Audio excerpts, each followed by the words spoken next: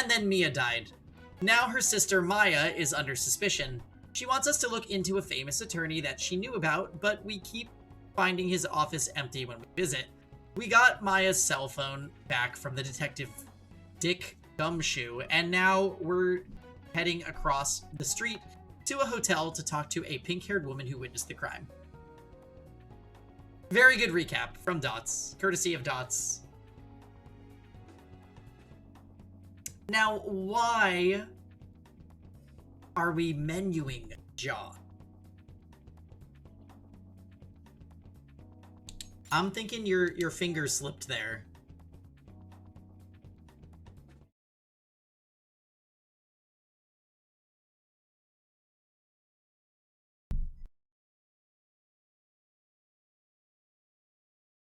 Yeah.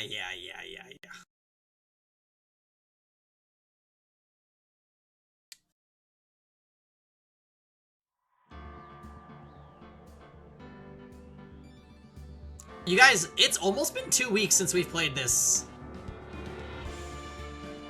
Because I had my tournament last weekend. I just used Odin in SMT, and he's annihilating the enemies. Oh, perfect.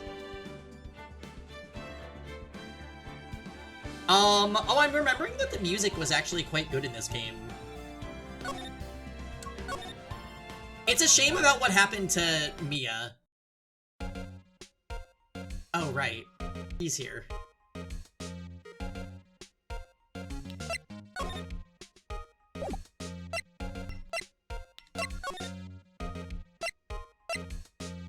Right! Gate Water Hotel.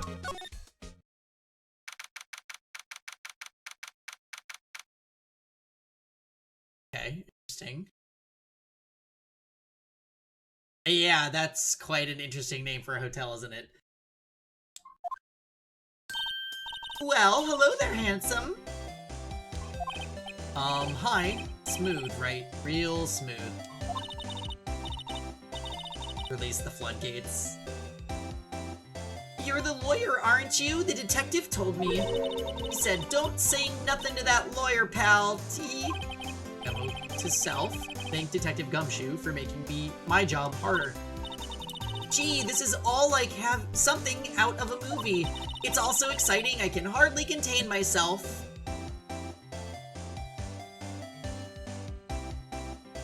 This is the pose I imagine Hangy makes when in voice calls. Now, why would I do that?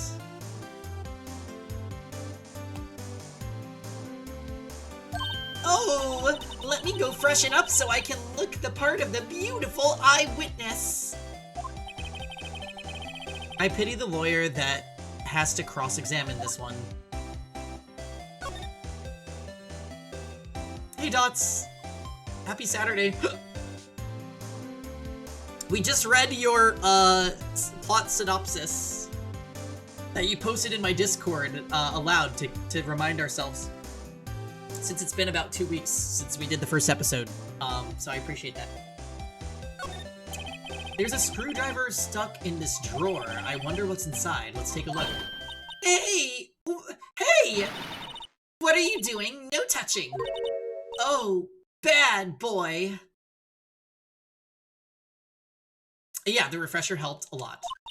You really shouldn't pry around in other people's rooms now. Wouldn't want to make me upset, would you? Upset? I thought she was going to explode for a second there. I wonder what could be inside the drawer.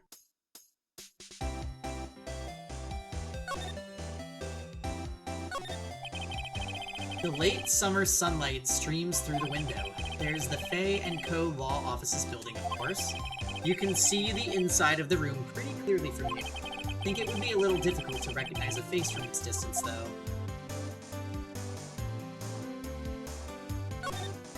A bottle and 2 glasses are on the table. Somebody must be staying with her. Ah, a still scene painting. Wait, should that be still life? It's her BL collection. Under the rug. Whatever, one of those is hanging on the wall. The flowers are fake, as expected. I know sunflowers and tulips, but that's about the extent of my floral knowledge.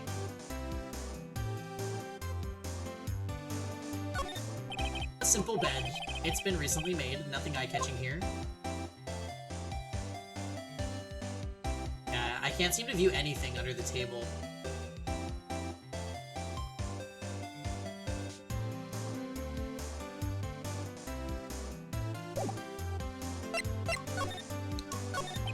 Do you think you could tell me something? I need you to describe what you observed at the time of the incident. Oh, observe? Incident? You sound just like a lawyer in the movies. I like a man.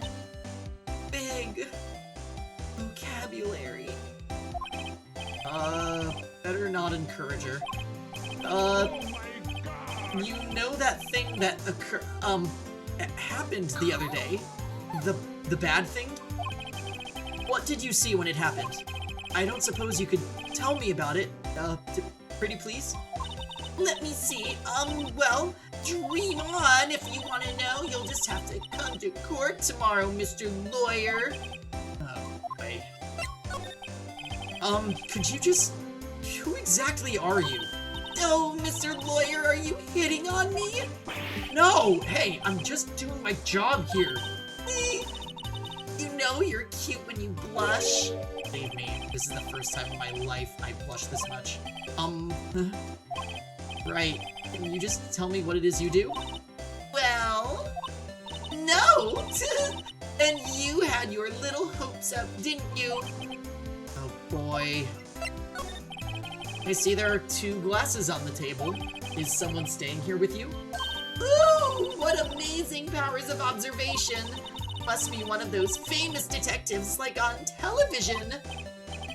No, not me. I'm, just a lawyer. Say, Mr. Big Detective. Let me go look for clues.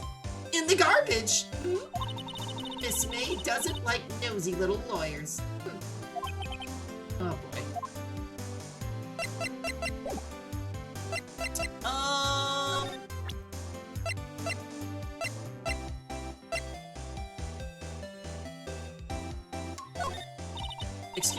Excuse me, but I'm a witness, police witness. You understand? How could I possibly give you any information in good conscience? Me, the witness? It's just like in the movies. Okay, so she doesn't want me to present shit to her.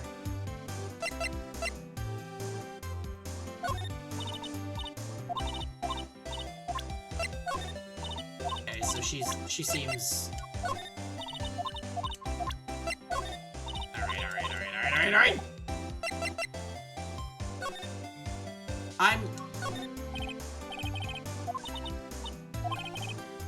Okay, so I can't even look inside this drawer for some reason.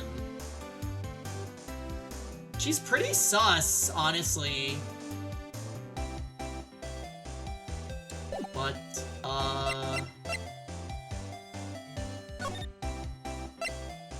okay. Seems like Mr. Grossberg is out. Well, maybe I should just wait here for him to come back.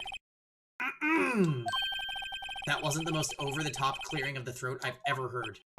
Oh, so you're the one they say has been looking for me? Yes, that's me. Looks even grander than I imagined. That badge on your collar? So you're a lawyer, are you now? Yes, well, yes. And what do you want? I'm not particularly busy these days. Please proceed. Not busy? Then how come no one could get in touch with you? Something the matter? You came to see the one and only Marvin Grossberg, did you not? Well, here I am, boy. What do you want? Out with it! Well, sir, actually, it's about Maya. Maya Fey. Ah, yes, Maya Fey. Go on. A strange reaction. Did I miss a lot? We just talked to pink-haired Chan. April May, by name.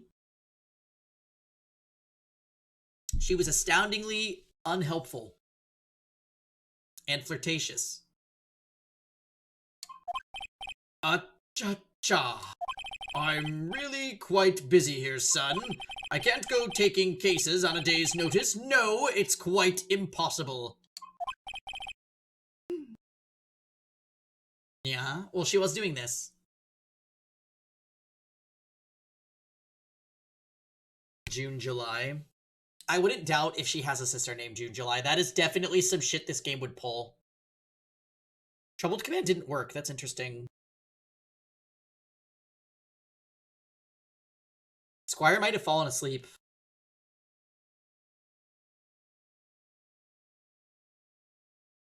Oh, you misspelled. I see.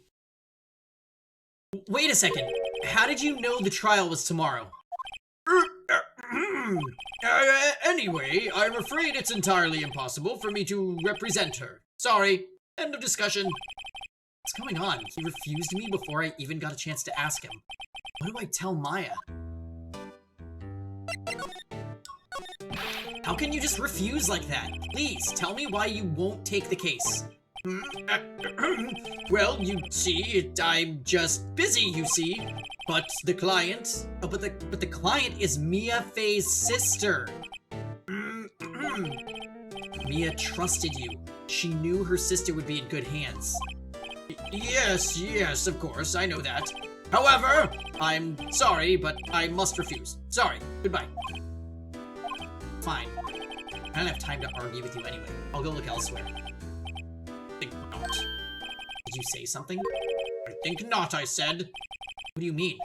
I'm terribly, terribly sorry, but I'm afraid that no lawyer worth their salt will take on this particular case. Terribly sorry, my boy. Why? I cannot say. I beg your pardon, but could you leave now? I have nothing left to discuss with you. What's going on here? How did you know Mia Fey? You always present your badge to everybody?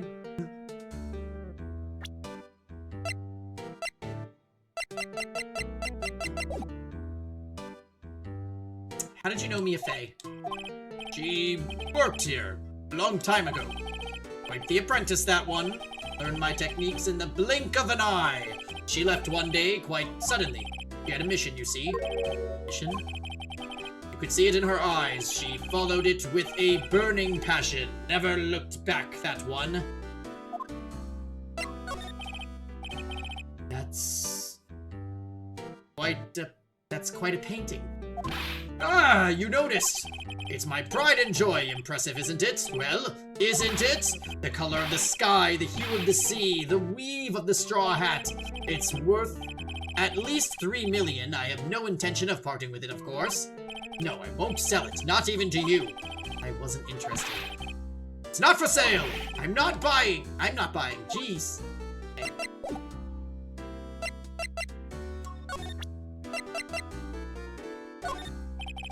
Very sorry, but I've got nothing to say regarding this matter. Okay, the Lisa strand didn't work. Okay, so he doesn't want... That's it, we're just gonna move. See you later, we're going back to the detention center. I actually don't remember exactly what voice I gave Maya.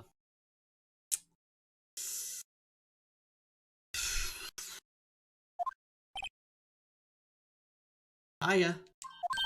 Oh, you're back!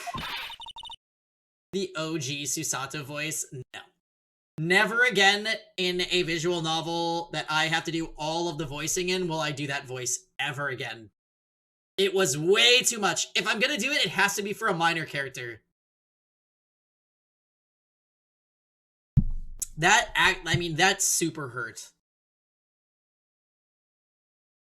No, it was like this, Lisa. That was all of Susato's lines for an entire game.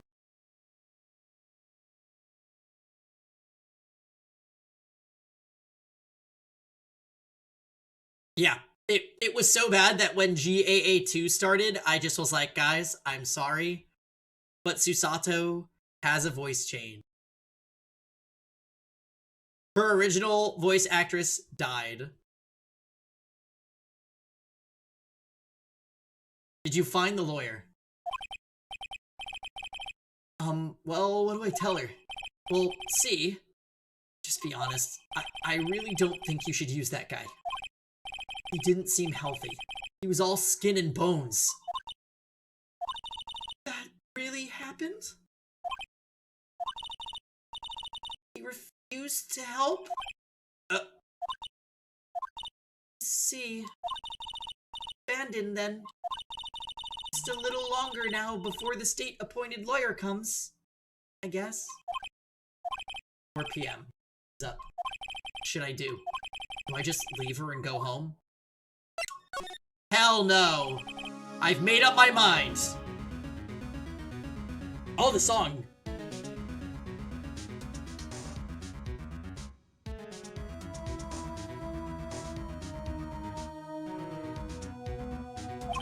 I'm going to defend you whether you want me to or not. Why?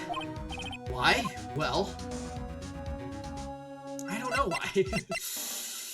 I can't abandon you. You get a little pseudo game over sequence if you go home. It's kind of funny. Oh, really?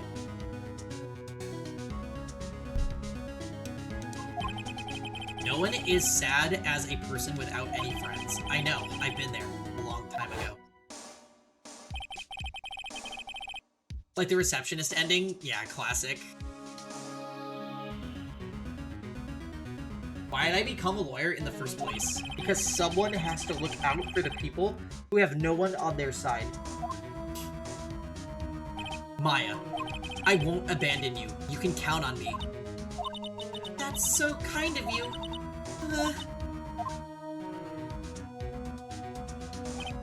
Well, let's fight this one and get you out of here. Right, thank you. Ooh, she smiled at last. She looks like an entirely different person. One last question. You are innocent, right? Yes! And I trust you. So you trust me too, okay? It's a deal. So, what next? There's something that's been bugging me. Just what was inside that strange woman's drawer? It was when I tried to look into the drawer that she got all defensive. There has to be something in there.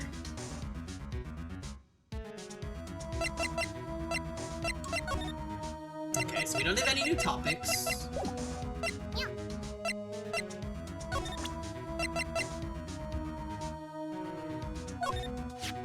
Remember the receipt? You mean the one with my name on it? Any idea why she... Absolutely none! Trust me? I trust you. Why? Don't you think I did it too? No, I don't. It's just a hunch, but... That detective thinks I did it.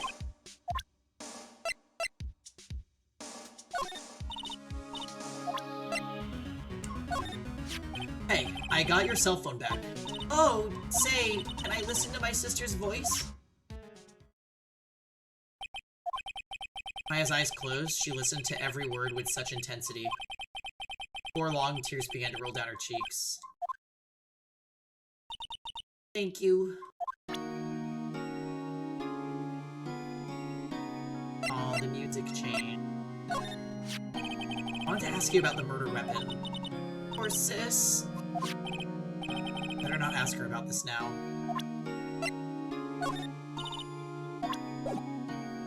Alright, well now that I depressed her...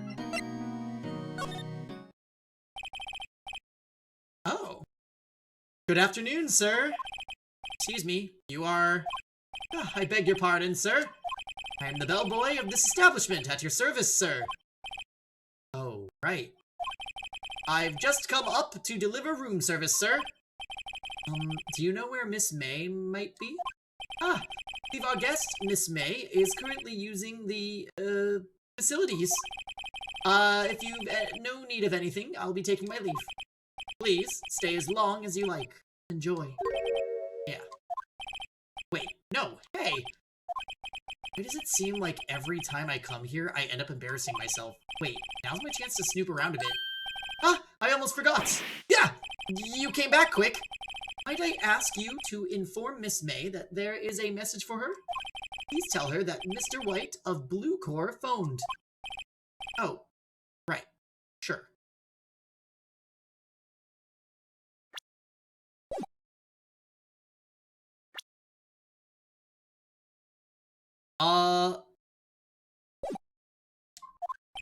Is there a log?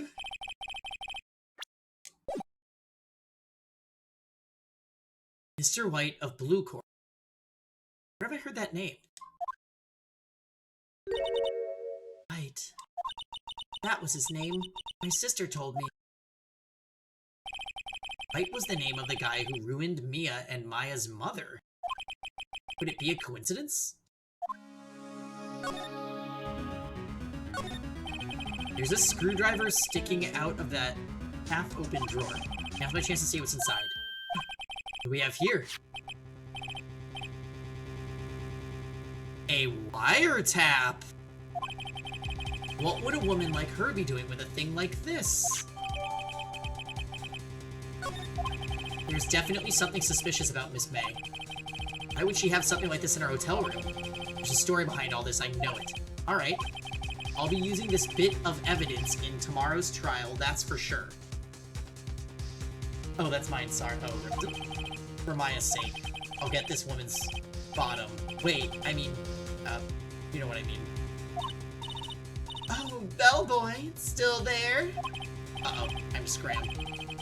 I look forward to tangoing with you tomorrow, Miss May, in court.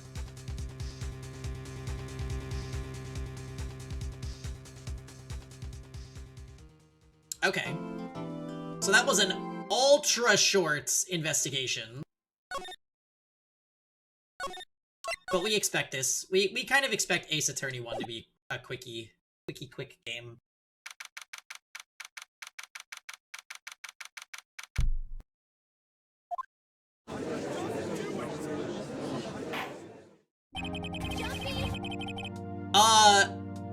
I will update you.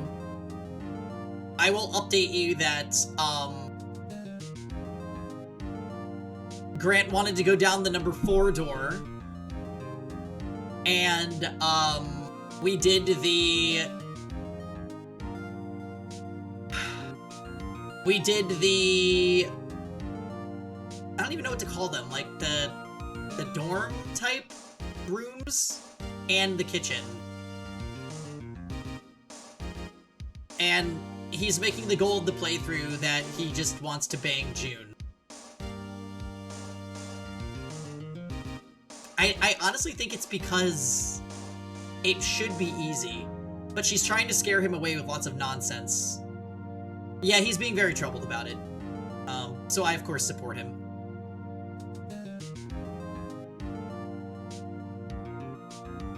June? Yeah. I told him that early visual novels tend to be harem simulators. So I think he's expecting that Zero Escape is gonna be like that. Thank God it's not. Do. He'll love the elevator combo, he will.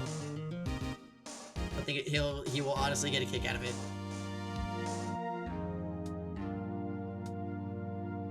Junpei has some snappy comebacks to June when she starts tangenting. And sometimes Junpei's response is exactly what Grant says, like 3 seconds prior. So whenever that happens, we just laugh. It's great.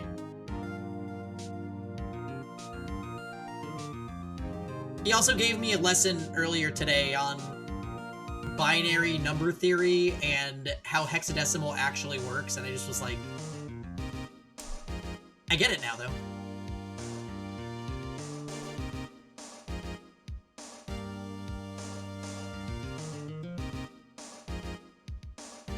Court is now in session for the trial of Miss Maya Fey.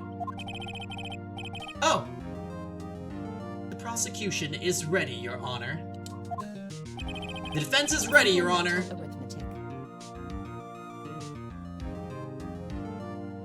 Yes! Ha ha ha! Yes! Miles Edgeworth. I'd better not show any signs of weakness today, or he'll be on me in an instant. Mr. Edgeworth, please give the court your opening statement. Hello, Your Honor. The defendant, Miss Maya Fey, was at the scene of the crime. The prosecution has evidence she committed this murder. Yeah, I was about to say that phrasing. He'll be on me in a minute.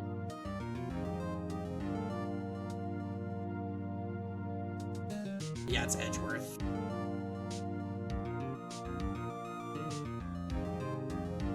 And we have a witness who saw her do it.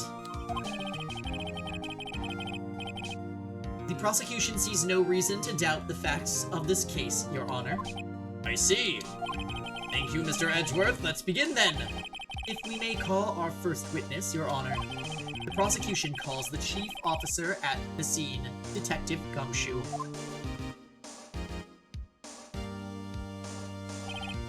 Witness states your name and profession for the court.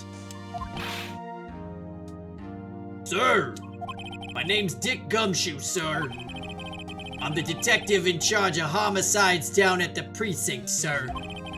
Detective Gumshoe, please describe for us the details of this murder. Very well, sir. Let me use this floor map of the office to explain.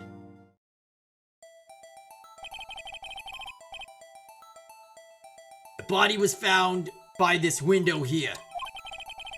And the cause of death? Loss of blood due to being struck by a blunt object, sir. The murder weapon was a statue of the Thinker found next to the body, sir. It was heavy enough to be a deadly weapon, even in a girl's hands, sir. The court accepts this statue as evidence. You're still calling it a statue. Now, detective. Yes, sir! You immediately arrested Miss Maya Fey, who was found at the scene, correct? Can you tell me why? Yes, sir! I had hard evidence she did it, sir! Detective Gumshoe, please testify to the court about this hard evidence. Bum bum bum bum bum bum bum bum bum. Or that. As soon as the phone call came in, I rushed to the scene. There were two people already there. Defendant Miss Maya Fey and the lawyer Mr. Phoenix Wright. I immediately arrested Miss Maya Fey. Why? We had a witness account describing her. The witness saw Miss Maya Fey at the very moment of the murder. The very moment, you say. Very well, Mr. Wright, you may begin your cross-examination. Yes, Your Honor. Cross-examine what? I couldn't see a single contradiction in that testimony. Hey, Maya just threw something at me. What's this? When my sister couldn't find any contradictions in a witness's testimony, she would bluff it and press the witness on every detail.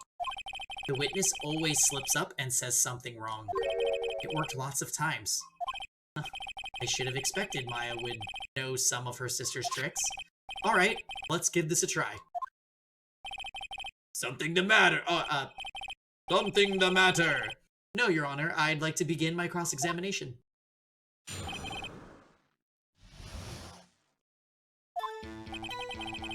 Okay. Who did you say you got a call from?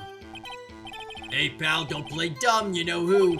The call was from a customer at the Gatewater Hotel, right across from the crime scene. Okay, I pressed. Not sure it did much though. Right, please continue. There were two people already there.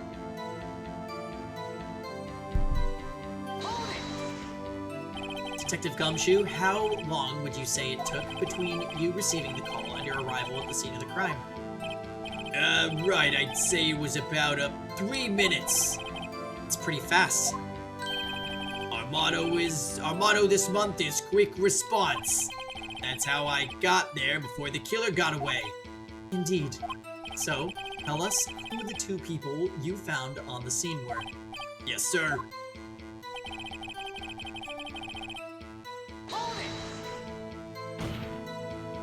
Are you absolutely sure it was us?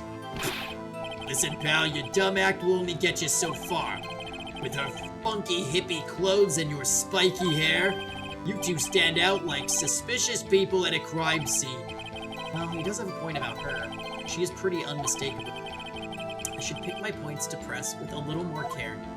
Immediately arrested Miss Maya Fey. Why's that? What's your reason? Why, we had a witness account describing her. Hold on just 1 second. Yeah? If I heard correctly, you said you arrested her because you had hard evidence she did it, correct? Whoa! Did I say that? Me? I heard you say it. You did say it. You said it. Exactly what about this suspicious woman in Pink's claim was hard evidence? What? Miss May isn't suspicious, and she sure isn't Pink, pal. Well, I guess she is Pink. That's enough, Detective Gumshoe. Do you have any more solid proof other than her claims, Detective? I guess pressing can have its advantages. Yes. Yeah. Sorry, I got the order of things mixed up in my testimony, Your Honor, sir. There was something I should have told you about first, Your Honor. Very well, Detective. Let's hear your testimony again.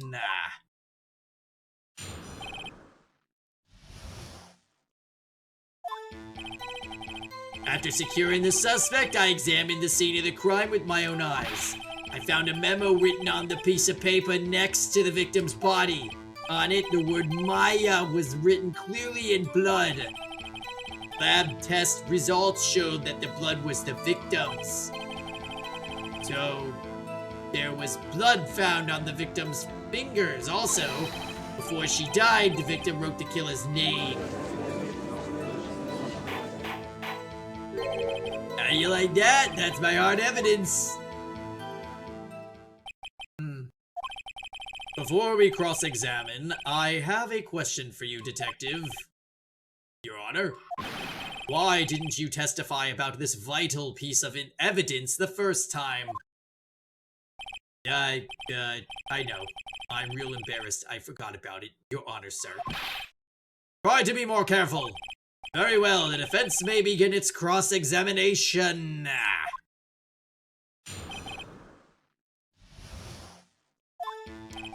After securing the suspect, I examined the scene of the crime with my own eyes. Oh, hey, story time. Happy Saturday. And did you find any evidence? Now, don't jump the gun on me, pal. Just listen, I'm getting to the good part. I got a bad feeling about this. A memo. Just because you found it next to the body doesn't mean the victim wrote it. Oh, then who did write it, smarty pants? Who? The killer, obvi. I did. The killer. Anyone can see that. Oh. You're saying the killer wrote her own name? Buddy, please. She was framed. Hold on. If that's the case, where's your evidence? I guess that was a bit of a tall order for you. Those without evidence shouldn't open their mouths, Mr. Wright. Yeah, pal! Well, Detective, tell us what was written on the memo you found.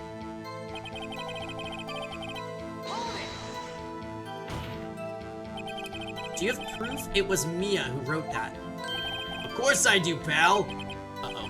He sounded pretty confident. This might not be good. Lab test results showed that the blood was the victim's. Also, there was blood found on the victim's finger. Before she died, the victim wrote the killer's name. Oh, shit.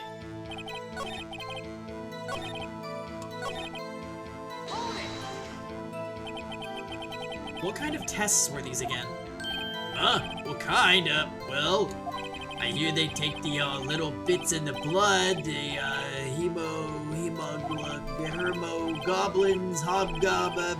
hermogoblin bobbin. I refuse to testify on this matter, pal. I'm no expert on blood tests. Yes, that was quite clear. You may continue with your testimony. Thanks, pal. I mean, your honor, sir. Detective Gumshoe. Yeah? Yeah, Gumshoe's great.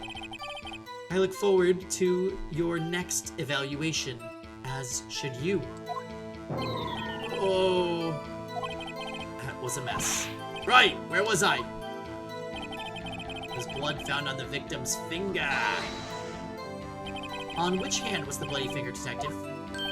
The right hand! She was right-handed. Nice try! Uh-oh. I guess it wasn't too hard to see what I was getting at there. Before she died, the victim wrote the killer's name. Detective Gumshoe. Do you get a lot of cases where the victim actually writes the killer's name? Sure! Happens all the time in books and movies! This isn't a movie, detective. Oh! Let's talk about reality, shall we? But I guess I haven't heard of many cases. Having the Bostonian accent is not... Yeah, something about him just looks like he's giving, like, New England dad to me.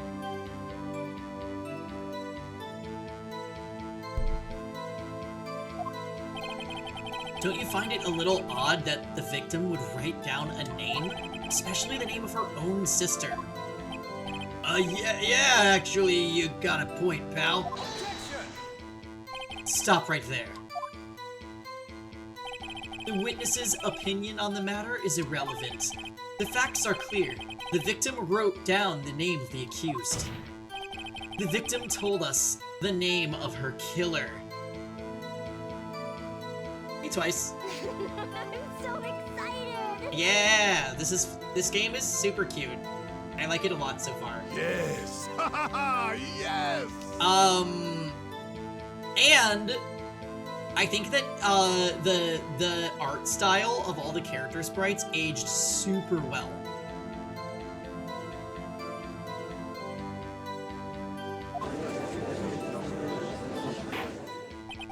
Order! Order! That didn't go so well. That's right, what he said. It's his whole testimony. Alright.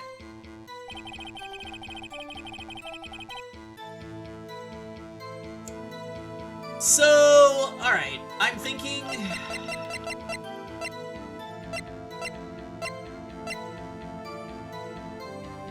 Don't I have an autopsy? Death was instantaneous. Alright, so that's baby stuff. I think this was a Game Boy game? I know. Game Boy Advance, right?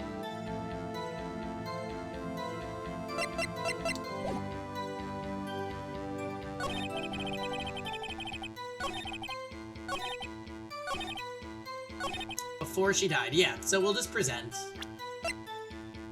Objection! Detective Gumshoe. There's one thing I want you to clarify for me here. You know what's funny, as like a side note about this game? So because our first game for the series was Great Ace Attorney, I'm now seeing that, like, obviously this was the first Ace Attorney game, and like certain characters in Ace Attorney are just filling the shoes of this cast, which is really fun. Like Gregson was the Gumshoe of Great Ace Attorney. Obviously, Van Zeeks was the Edgeworth. I mean, they're probably related. Naruhodo and Phoenix. Susato and Maya. Like, it's so just like... It's good. This game is missing Kazuma, though, so... Strike. No, just kidding.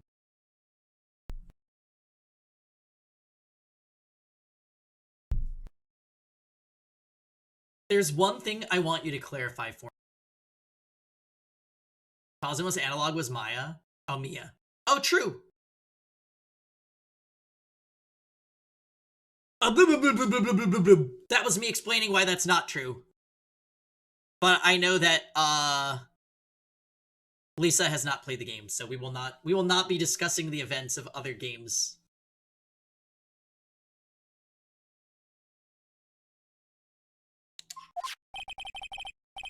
Phoenix's JP name is Naruhodo. Yeah. I remember reading that. Also, hey Shinjo, good to see you, and happy Thursday. I hope you had a lovely Thanksgiving. Celebrate. You say that the victim, Mia Fey, wrote this note. That she was accusing the defendant, Maya Fey. That's really what you're saying. You ate and slept good? So, I remember reading years ago that, like, there is something in turkey that makes you tired after eating it. And I ate a heaping plate of Thanksgiving leftovers in the first, like, 20 minutes of stream today. And I was so tired. For, like, the first 2 hours of stream, I was exhausted.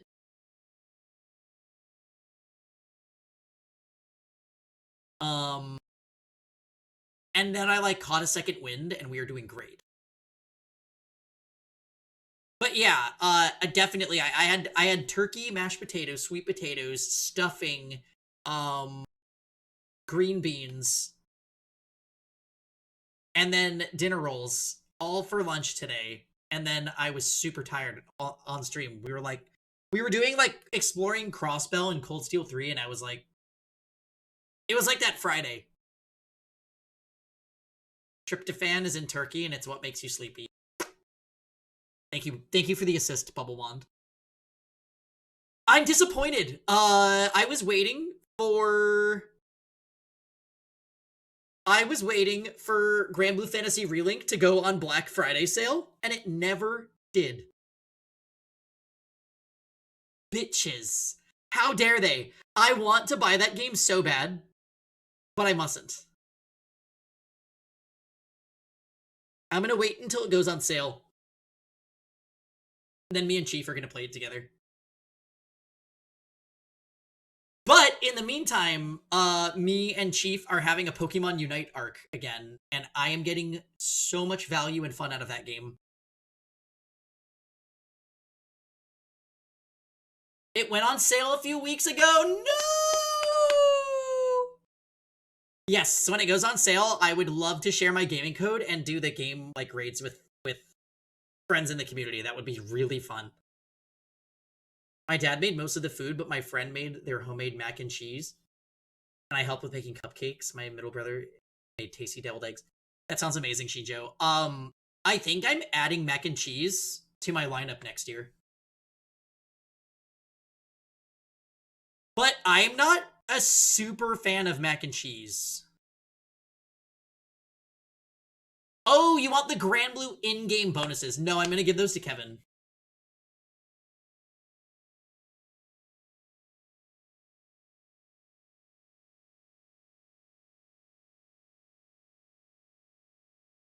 Kevin gets bestie privileges, so sorry.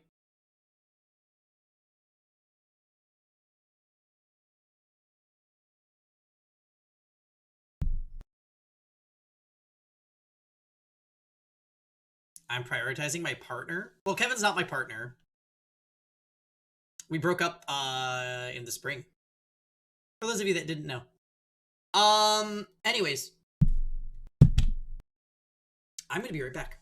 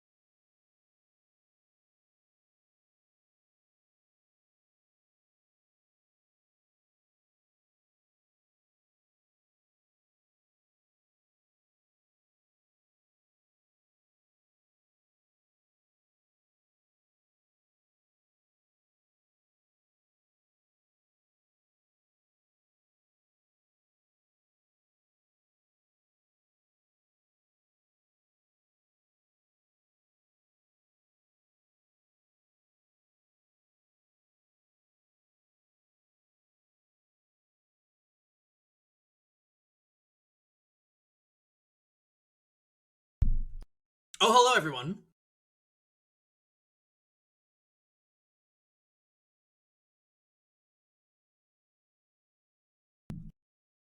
Oh! Mm-hmm, mm-hmm.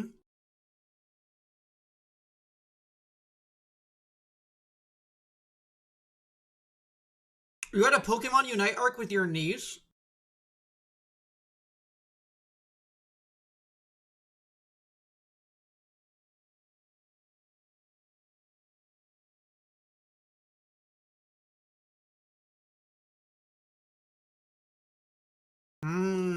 He slow baked it with ham.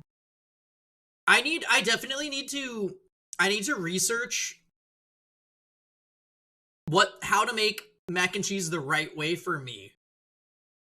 And okay, this might be divisive, but I'm gonna put breadcrumbs on my mac and cheese. Sorry. That's how I think it's good. I hear people hate on that, and I'm just like, I think it's good. I would add breadcrumbs and bacon.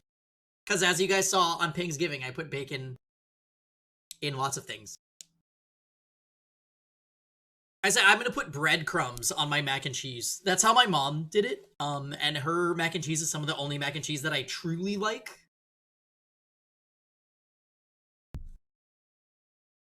The haters are missing out on good texture. Thank you.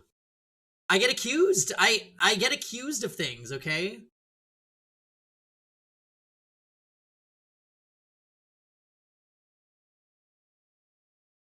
Yeah, it's so good. Breadcrumbs on mac and cheese is fucking amazing. Yes. I think the thing is for me though, I need to figure out the right amount of cheese and what cheeses to use for it because I don't really like a lot of the cheeses that you normally would put in mac and cheese. So I need to do some research and figure out what I can do. I'm actually just going to ask my mom for her recipe and like alter it as I see fit. But you can bet next year on Thanksgiving, I will be making mac and cheese. It will be added to exclamation point menu.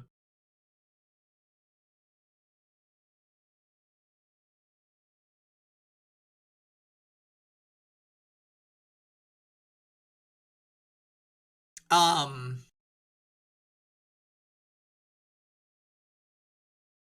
Altering your mom's recipe sounds like a red flag. True, but I am picky about the cheeses that I eat. So I will make it my own, and then it will become my recipe, just like I did with the sweet potatoes.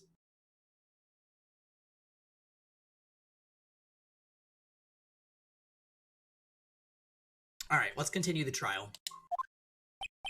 What? This isn't one of those lawyer tricks now, is it? Of course she wrote it. Who else could have? You have it backwards, detective. Oh, also, to answer your question, Storytime, that was not a gummy worm. It was a coconut strip. Dried coconut. Well, coconut's already dry. But they sell, like, coconut strips in like a small bag at Trader Joe's that are, like, sweetened. And they are so fucking good. I'm not gonna lie, I ate really well today. Like, I woke up and was really hungry, so I made a breakfast sandwich. Like, eggs and bacon on a brioche bun. Hey, what's up? Oh, no. And then I had that with a pomegranate and my coffee. And then I had a protein shake after my run this morning. And then before stream, I did, like, Thanksgiving leftovers. So I'm just feeling super good and, like, nourished. Your grandma's meatloaf recipe? Meatloaf is fucking good. I thought it was sus as a kid, but, like, I think as I got older, I just realized that it's a giant meatball. And I'm like, wait, that's actually delicious, so...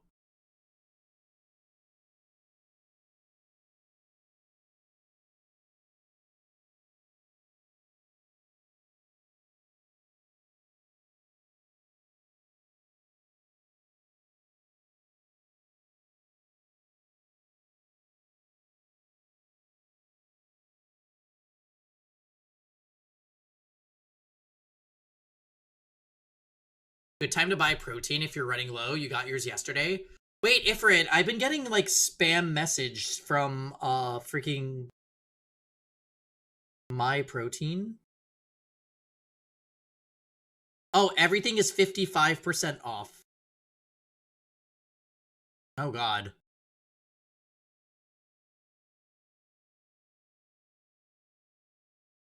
Jesus Christ.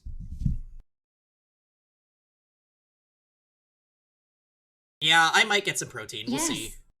My Black Friday loot includes a new chair, which is desperately needed, because I showed you guys this chair at the start of stream, and this thing is fucking destroyed after 6 years of use. Sea of Stars, which I know is going to be sus, but we got it anyways, and then Like a Dragon Infinite Wealth.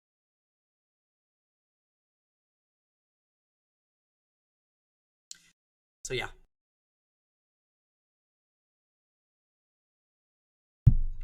Delightful.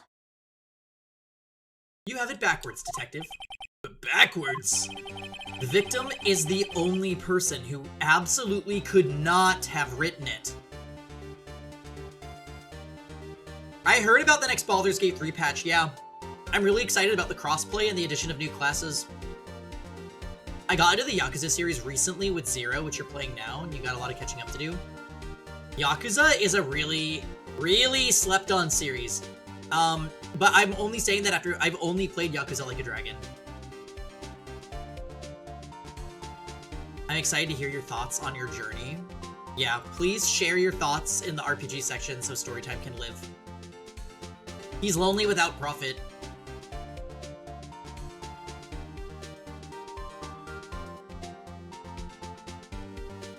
Thoughts playing Yakuza is like you playing AA, yeah.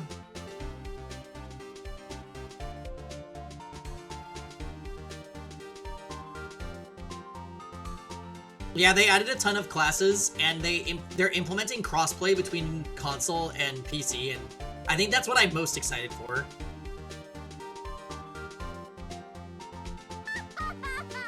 Because it means I can play with Grant.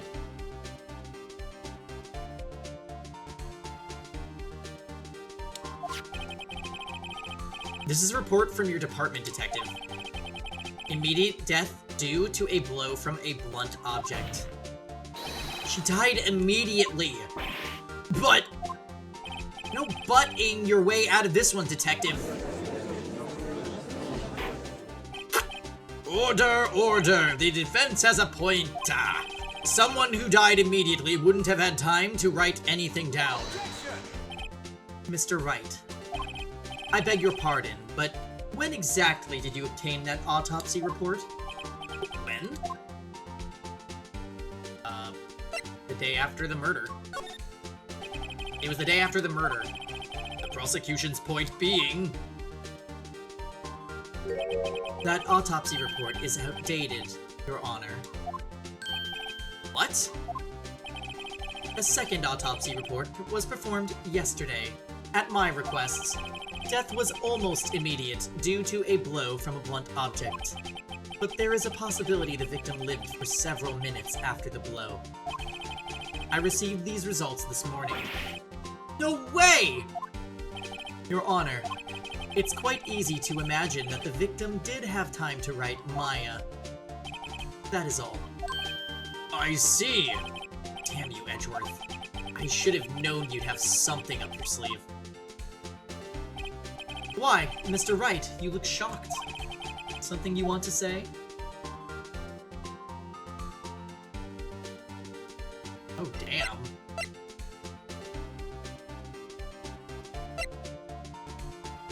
You're a sham. Mr. Edgeworth, I heard there's nothing you won't do to get your verdict. What reason could you possibly have to request a second autopsy report? Mr. Wright, the defense will refrain from personal attacks on the prosecution. No matter, Your Honor.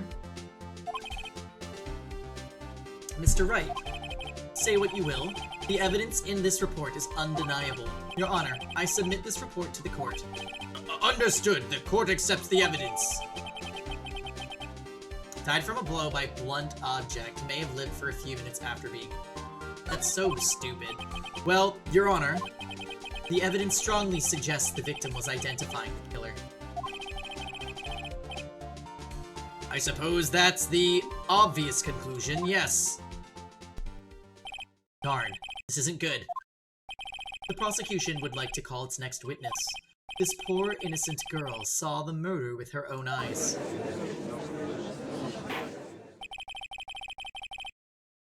Let the witness, Miss April May, take the stand. Exactly what part of her is innocent?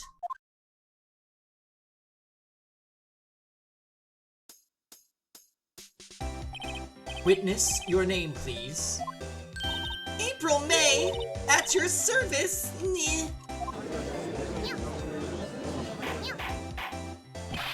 Order and introduction should not require any reaction from the crowd. The witness will refrain from making wanton winking. Oh, yes, Your Honor. This is not good. She's already captured the heart of every man in the courtroom. Tell us, where were you on the night of September 5th when the murder occurred? Gee, I was, in my hotel room? I checked in right after lunch. And this hotel is directly across from the Fay & Co. law offices. That's right, big boy. Please testify to the court about what you saw. Dun dun dun dun dun dun dun dun dun. It was 9 o'clock at night. I looked out the window, you know. And then, I saw a woman with long hair being attacked. One attacking her was the mousy girl sitting in the defendant's chair. Then that woman, dodged to one side and ran away. That girl, she caught up to her and she hit her. And then the woman with the long hair, she kinda slumped. And that's all I saw. Every little bitsy witsy.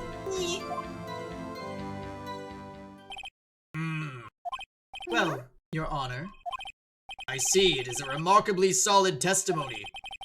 I don't see a need to trouble the witness any. Wait, Your Honor. Yes, Mr. Wright. What about my cross-examination? I thought the witness's testimony just now was quite firm. Didn't you? Mr. Wright, I understand you were Miss Mia Fey's understudy, were you not? You must know her techniques well. Her cowardly way of finding tiny faults in perfectly good testimonies. Hey, how dare you? What did he mean by that? Exactly what you are thinking, Nano. Yeah, I will be cross-examining the witness. Also, welcome, Nano. Good to see you. Happy Saturday. I'll gladly proceed with the cross-examination, if only because I have a feeling Edgeworth doesn't want me to. She has to have some weakness. Very well, you may begin your cross-examination. Rewind Saturday. Lisa.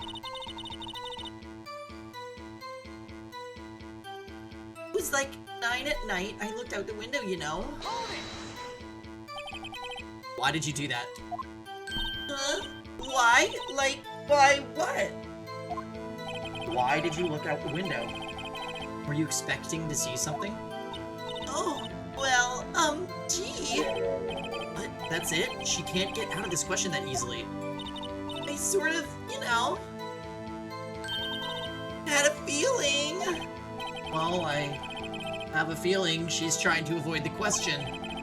Maybe I should press a little harder on this one. Let's see how far I can run with this. Surely you must have had a reason to look out your window at that time of night. Mr. Wright, I will not have you badgering my witness. Badgering? You insist on needling her her with these trivial questions. I really don't think it should be allowed. Yeah, stop him! Poor girl. Order, Mr. Wright, you have been warned. Poor girl? What about poor me? You looked out the window. What did you see next? I saw a woman being attacked. The woman with long hair. That was Mia Fey. Slender, sort of. Well, some people might say pretty, if that's your thing. The person attacking her? The one attacking her was the mousy little girl sitting in the defendant's chair. How do you know she was the defendant? Well, you know, she had a girlish physique. Women know these things. Look, I just know, okay? There was only one person at the scene of the crime with a short, girlish figure. The testimony is bulletproof, Your Honor. He's right. Hold on a minute, that testimony stinks. What? Miss May, I'm willing to bet that... Are you telling the truth? Did you really see the defendant?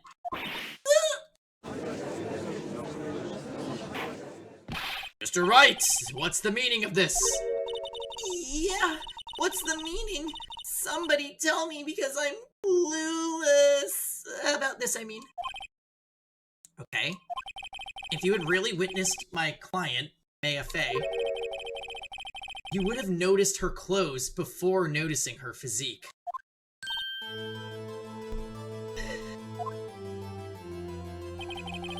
No one wears clothes like this on a daily basis, except her. That's kind of mean. And I'm no expert on fashion, but her hairdo looks far from normal to me.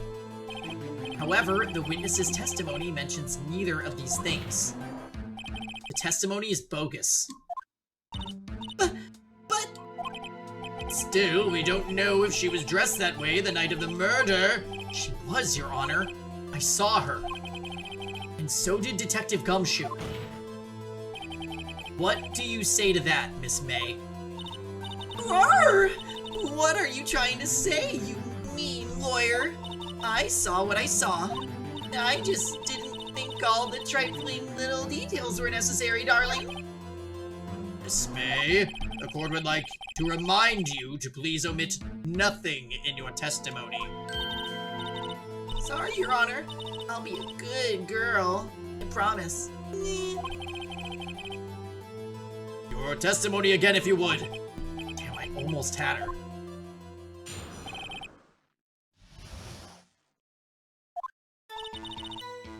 I did see everything. I did. Victim, the woman, dodged the first attack and ran off to the right. And then the girl in the hippie clothes ran after her. And she hit her with that weapon. I saw it. I did. That clock. The kind of statue-y clock. The thinker, I think. How did she know it's a clock?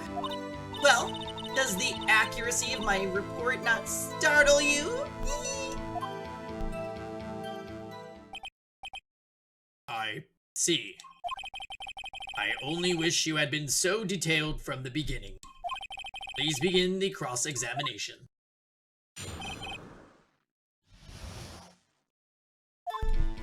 I did see everything, I did. So, you saw me then, too? Of course! I'd remember that spiky hair anywhere. Spiky.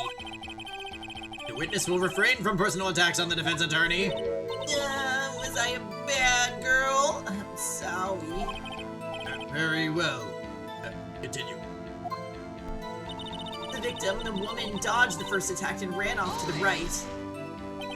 Is that right as in your right as you looked from the hotel? Which hand do I hold my knife in again?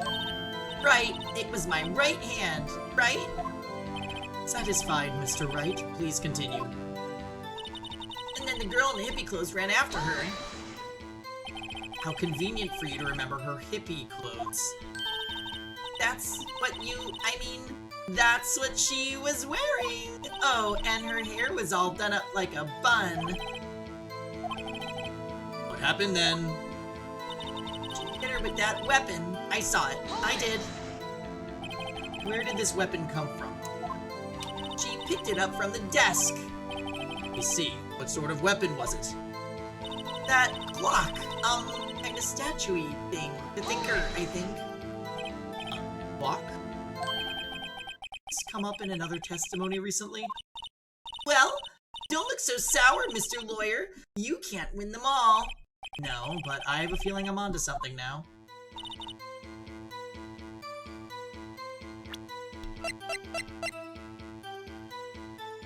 Yeah, we need to present it because she shouldn't know that it's a clock. Like, there would have had to be info.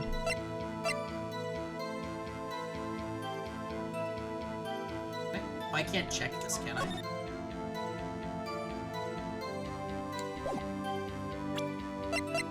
Objection! Miss May, what you said just now was quite revealing. It's time for the song. Revealing? Oh, you'd like that, wouldn't you, naughty Mr. Lawyer? You just said that the statue of the thinker was a clock. But there's no way of knowing that just by looking at it.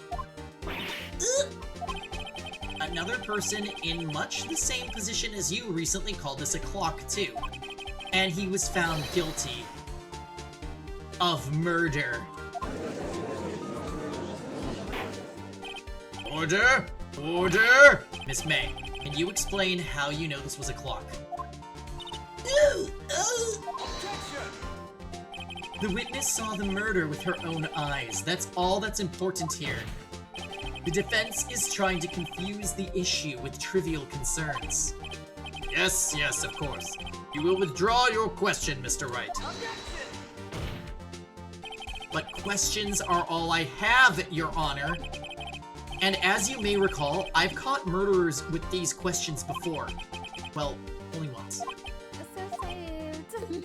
Hey, Kuroi. Happy Saturday. Objection sustained. You may continue to question the witness. Whew, that was close. If he stopped me there, the trial would have been over. What? So, what happens now? What happens now is you answer my question. How did you know it was a clock?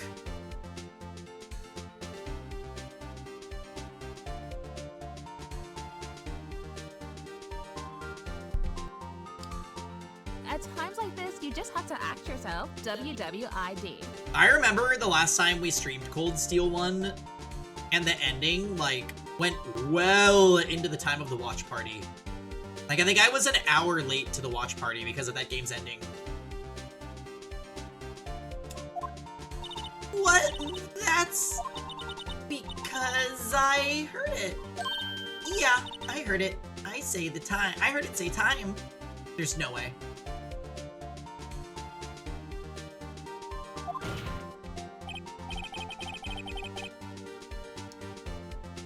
And then M-Man tells us, like, yeah, they're back at that scene from the beginning of the game. It's the end of the game, right?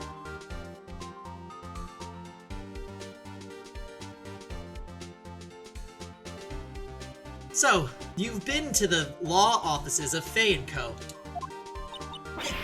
No, I didn't say that. Why would I go there? I heard it from my hotel room. Hee.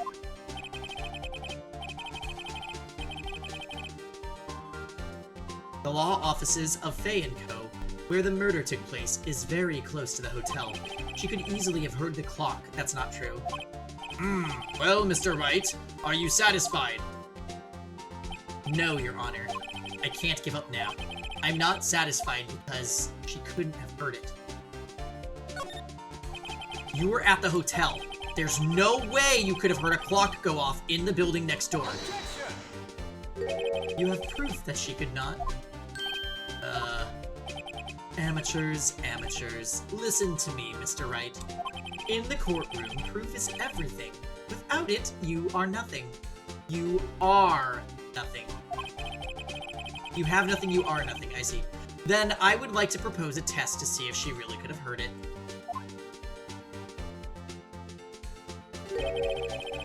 Prosecution denies your requests. What? On what grounds? Armin? What's up? This is a trivial matter with no direct bearing on the case at hand. Indeed, objection sustained. Damn. Time to switch directions, quick. Ready to proceed, Mr. Wright? No, Your Honor. I can't give up now. I'm not satisfied because... it couldn't have rung. Your Honor, members of the court? It is inconceivable that the clock in question rang.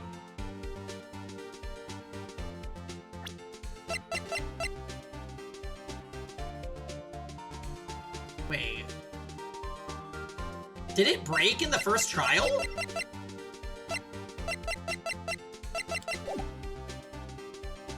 It's empty, it's broken, the batteries are dead. It's broken. I don't think it's broken.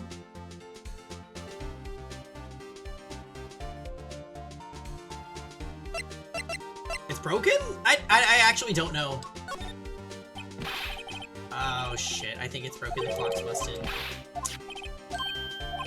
See anything interesting, Your Honor? Well, I'm not sure I would call this broken, but I doubt it could ring. This clock is missing its clockwork.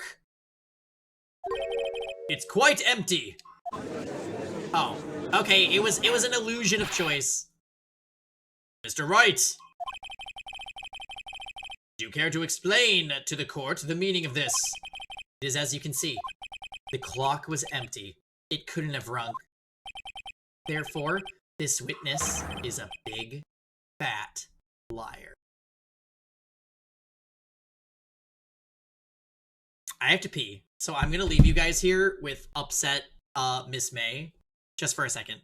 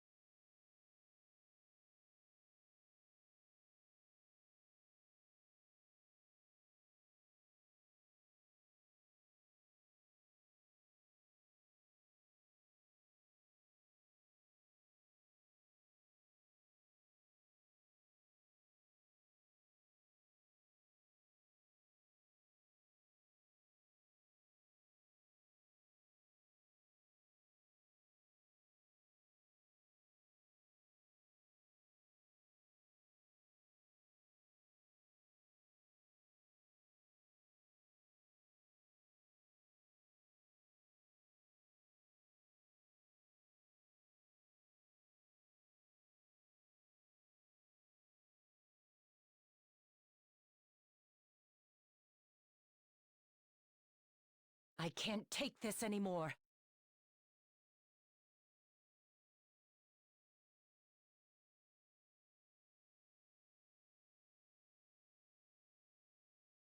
Where are you?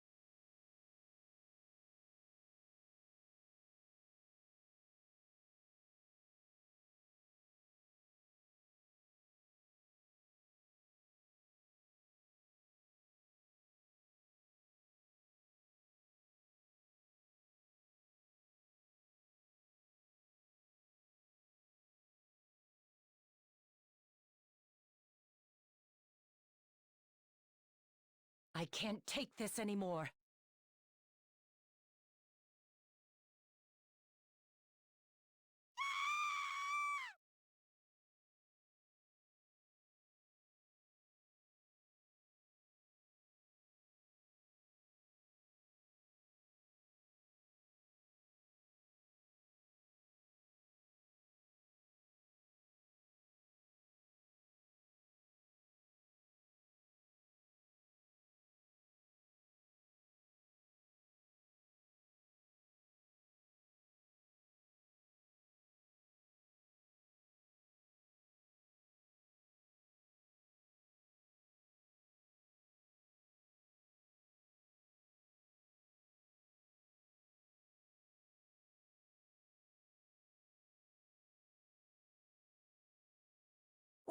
Well now.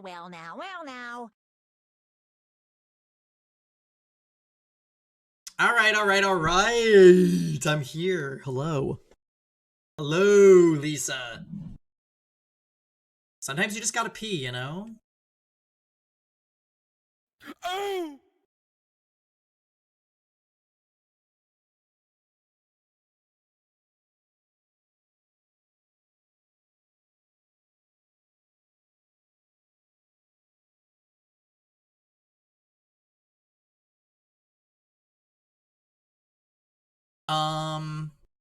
Sorry, I'm just looking at whatever the heck is going on in general in Discord right now.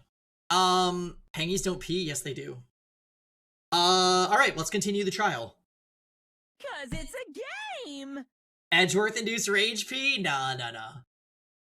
We just been streaming for 4.5 hours, so a guy's gotta pee sometimes.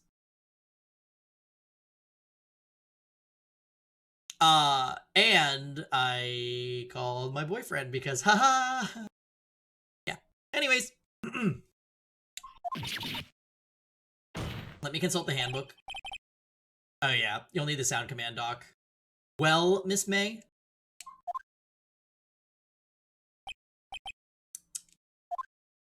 Huh?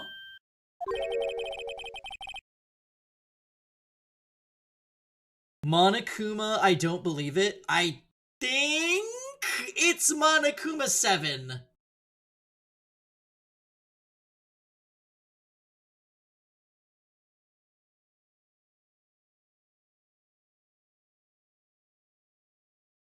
Wrong. Damn it! It's 6 then.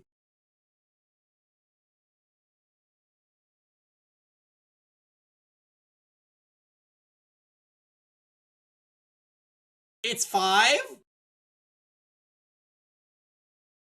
Even better that it was wrong. I know. I got told off by my own VC. I don't believe it! That one is very iconic, and I say it all the time. Like, that is maybe my favorite Monokuma line out of all of them.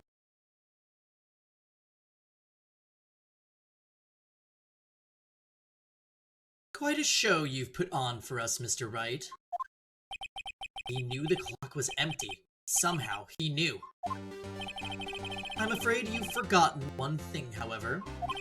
Indeed, the clock is empty, as you say. It can't ring. However, we must ask, when was the clockwork removed? If it was after the witness heard the clock, then there is no contradiction. That's true. That is a possibility.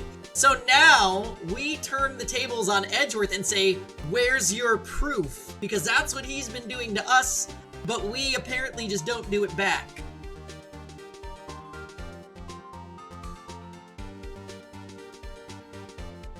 Hello?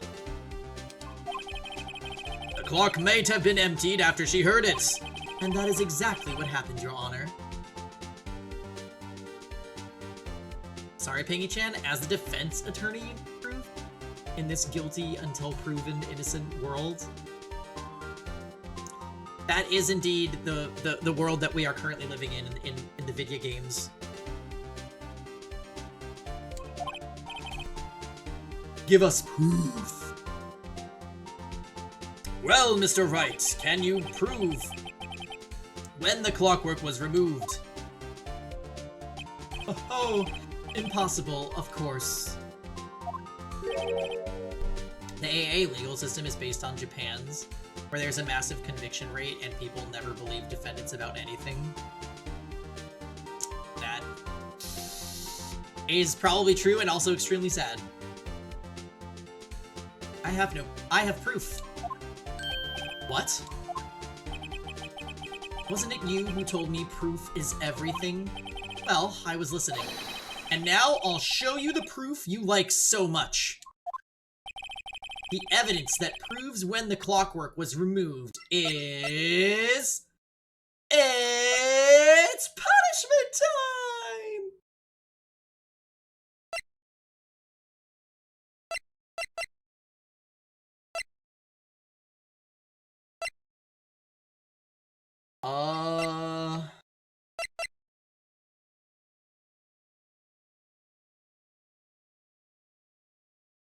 Oh God, Lisa. Can I check this?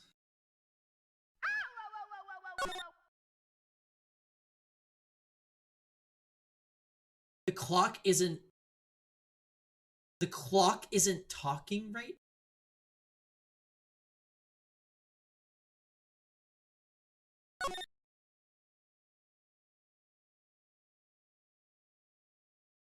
Ah, so it was this evidence. It's a secret the phone conversation that they couldn't possibly have known about.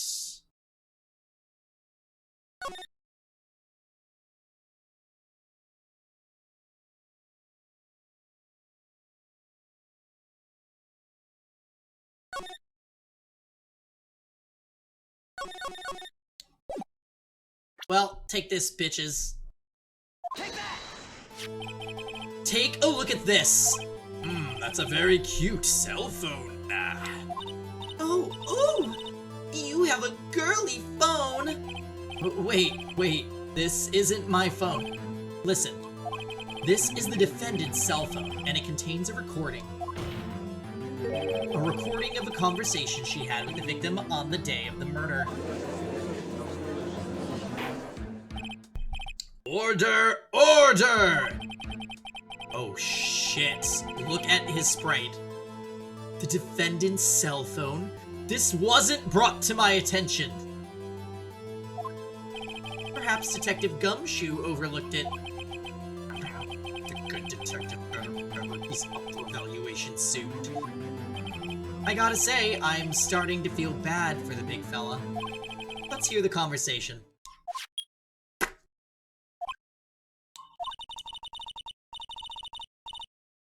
So you just want me to hold on to the thinker for you then? If you could. Ah, I should probably tell you. The clock isn't talking right now. Huh? It's not working? That's lame! I had to take the clockwork out. Sorry. Pardonnez-moi. If he's ever fired, I'm sure there's an audio. You know... Yes? You know what? You know what? Rosen is always on the same page as me.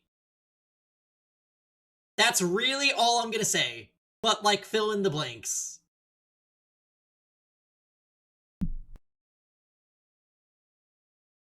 Yeah, we introduced evidence into the court and we got away with it. We're also gonna use evidence that we obtained by stealing from someone, which I think is illegal. I don't believe it! Gumshoe is paying core? Yeah. Oh, for sure. Oh my God!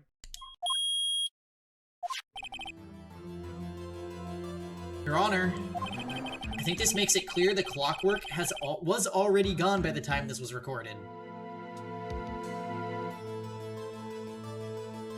Gumshoe being paying core was not on my bingo card? Really?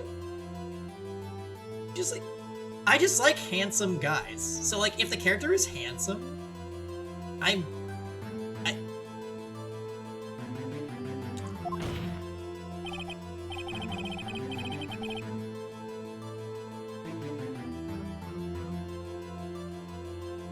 he's a scruffier Boone. Dinner is served. would accept me with cute girls, right? Like, I don't... Yeah, I'm not really picky.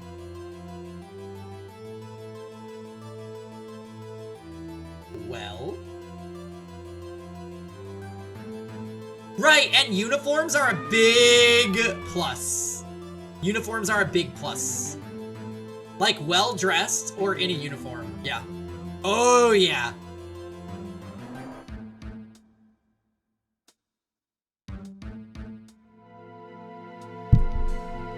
Yeah, his name is Dick Gumshoe.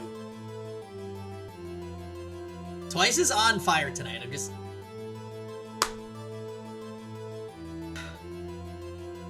Which was well before the witness even arrived at her hotel.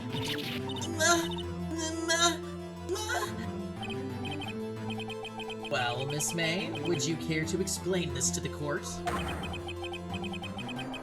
Yeah? Just how did you know that weapon was a clock? Well, isn't it obvious? I saw the clock before. Pardonnez-moi. What store was that again? I go to so many. Oops, I forgot. The witness had seen it before. That would make sense. But we're just going to ignore that she completely lied about hearing something that could not possibly have rang. Is that really okay? I don't think so. It's also custom made. Does the defense have any objections, Mr. Wright? Yes. The witness claims she had seen it before, but this directly contradicts a piece of evidence already submitted to the court. Well then, let's see it. Please produce this evidence that will prove the witness had not seen the clock before.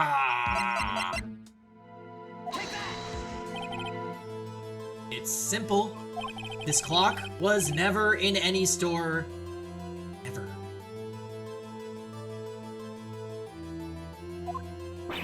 What?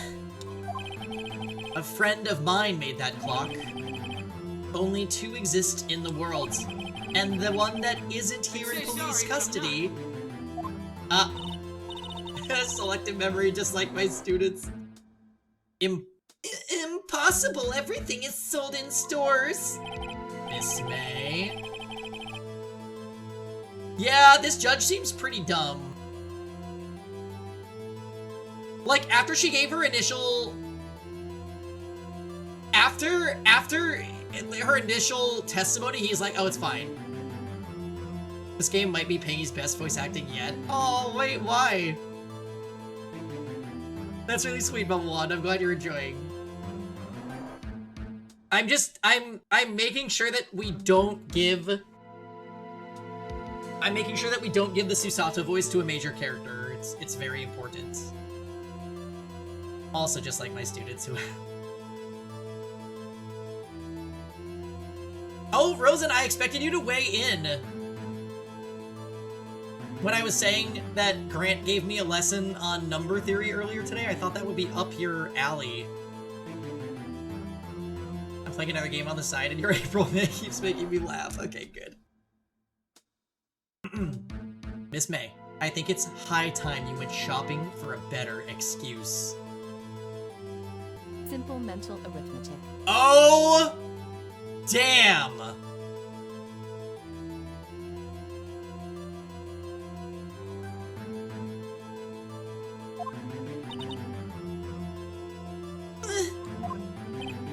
Oh, excuses not on sale today. Okay, wait.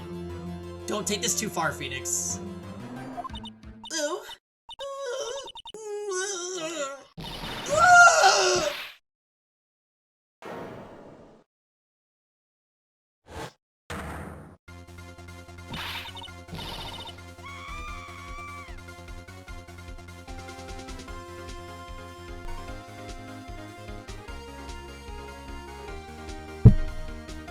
Thank you for spamming the booba. I think that was the time. That was a lot. I was actually worried that if I didn't click anything, they were just going to continuously jive. Ain't that a bitch? Ooh. Oh, wait a minute, Kuroi is reminding us that there are Sasha commands, and they are kind of interesting. Good timing, Kuroi. Also laughing at Grant will have to decode bombs for you. I would trust him with my life.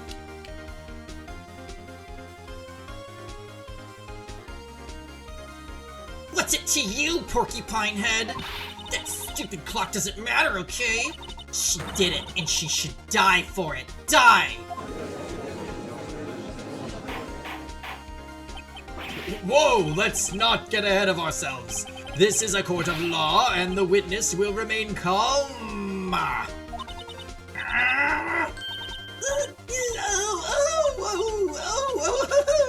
Silly me! Did I, like, lose it? I guess I did. Scary. Miss May, let me ask. Tell me, how did you know the weapon was a clock?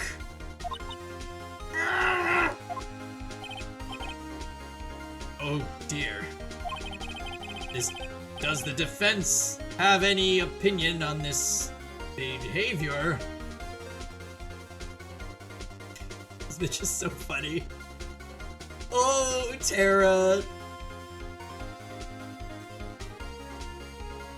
It's Charlotte before Charlotte, actually, though. Yo, I barely remember anything about Charlotte from Fates.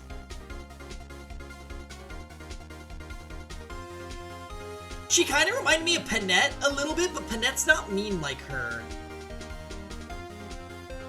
But I remember she would kill you with an axe and then be like, oops, did I do that? Like, it was very, my goodness, how awful.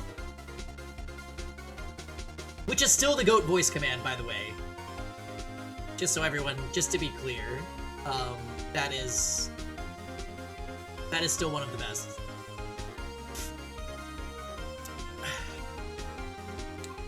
Okay, this is it. Yes, Your Honor. Allow me to explain how I see the truth of the matter. Miss April May, you knew the weapon was a clock because you had heard about it. The witness had never held the clock in her hand. However, she had heard that it was a clock. She heard it.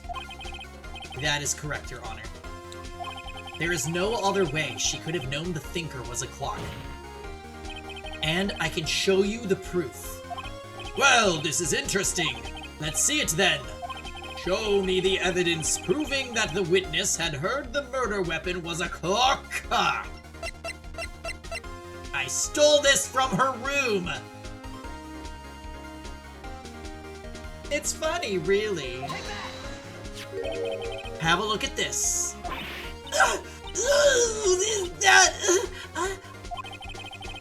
I found this in Miss Maya's room. Mr. Wright, please explain to the court what this is.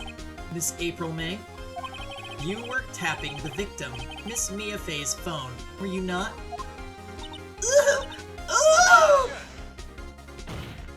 Your Honor, this is irrelevant. It's funny, really. It's funny, really. Are you playing Epic 7, Nano? Is that why? Because Harsetti is everywhere. And she will be everywhere for the next 13 days until we get Child Senya.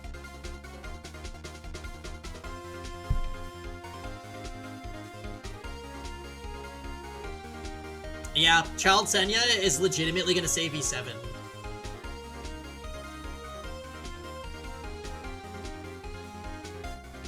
Yeah, if you run Harsetti with ML Ilinav, I honestly think those defense teams are nigh unbeatable.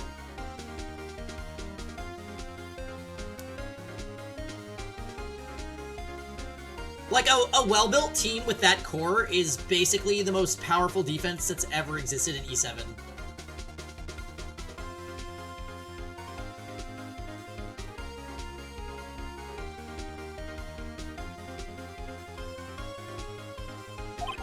I'm not entirely sure that it is. Objection overruled.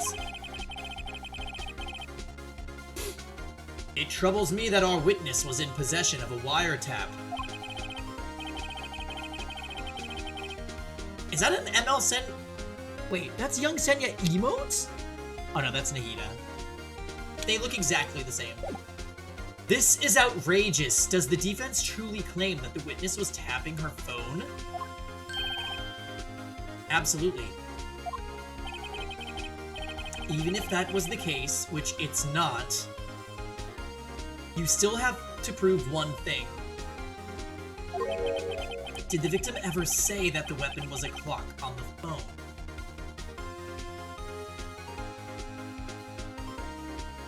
Edgeworth, you are being dumb. She said she saw the assailant kill the victim with the clock.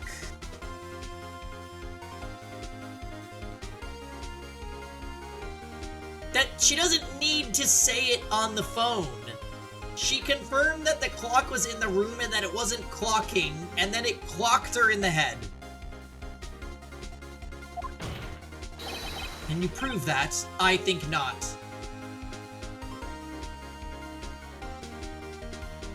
Yes, but it doesn't matter. It doesn't matter if the victim said that the clock was the victim, or that the clock was the murder weapon. It doesn't matter. The witness said in a previous testimony, like, are they just forgetting that she said that? Does it no longer matter?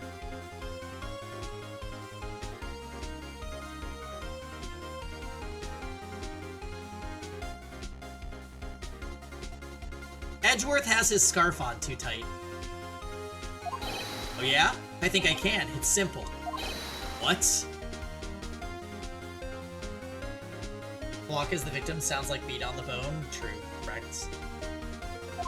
I'm jumbling my words in excitement. Here's my proof. The proof that the victim said on the phone that the weapon was the clock.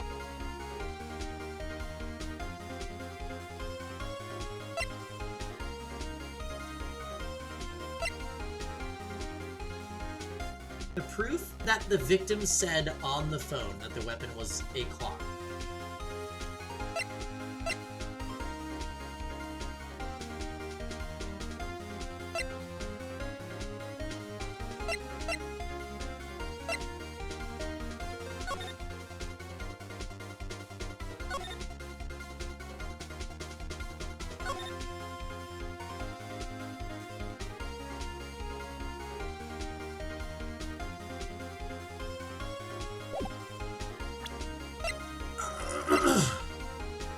The proof that the victim said on the phone that the weapon was a clock.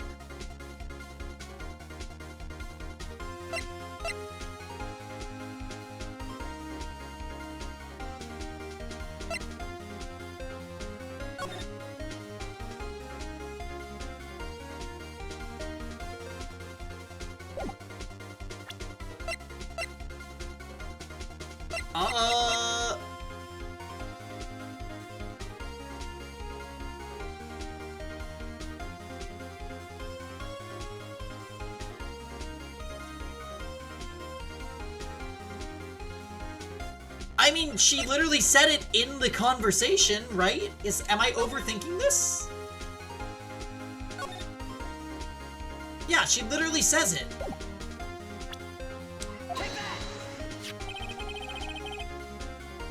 I present the defendant's cell phone. Yes, we've seen that. Listen once more to the conversation between the defendant and the victim. Mia, what's up? You haven't called in a while. Actually, there's something I want you to hold on to for me. Again, what's it this time? It's a clock.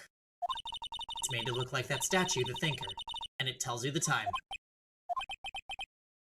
Miss April May, you used a wiretap to listen to this conversation. That's how you knew the Thinker was a clock. Am I wrong?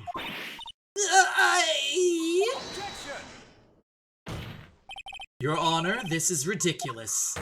Your Honor, look at the witness's face. Does she seem amused to you?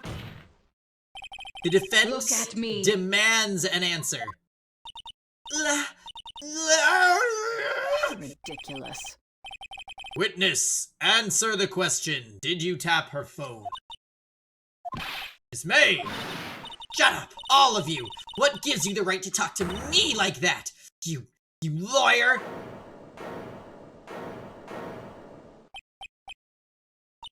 It's no fair, all of you ganging up on me like that. Oh, so I'm the bad girl, is that it? Is that it?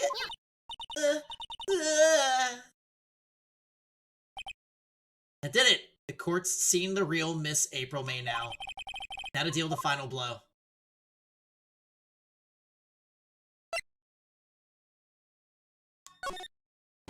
Why did you tap her phone? Answer the question. Do I have to? This isn't a murder trial. Isn't tippity-tapping irrelevant? Gosh, she's saying exactly what Edgeworth wants her to say. Miss May, you were tapping the victim's phone. I hardly call that irrelevant. While this court does not condone the defense's tone of voice, he has a point. Well, Miss May, do you have an explanation for the court? Can you prove that you had nothing to do with this murder, even though you tapped her phone? I'd like to see her pull that off. Mr. Lawyer, I saw that evil grin. You were probably thinking I'd like to see her pull that off, weren't you? Damn, she's good. Well, you're not the first man who's thought that, and of course, I can and will. You can't be serious. No way. Way, I say. Oh, and I assure you I'm serious, Mr. Lawyer. Okay, so the killing happened around 9 at night. Why, that's just when I was getting room service from that sweet bellboy. Room service. Iced coffee, I believe it was. Iced coffee? You know, like normal coffee, but cold! If you don't drink it quick, the ice melts and then you have regular cold coffee. Ice coffee. I think I'm making this up. Ask the bellboy. Ergo, the witness was not on the scene at the time of the murder. So, where does that leave us? I mean, clearly she's in cahoots with the person that did do it. It is my great displeasure to inform you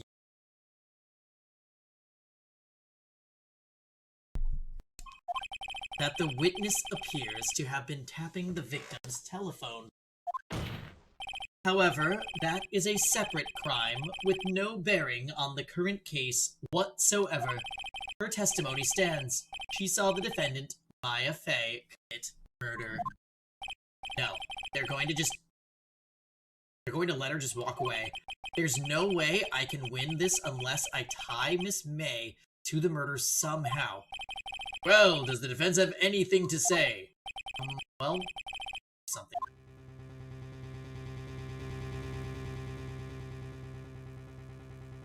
Do we need to call a bellboy? The defense would like to call the hotel bellboy as a witness.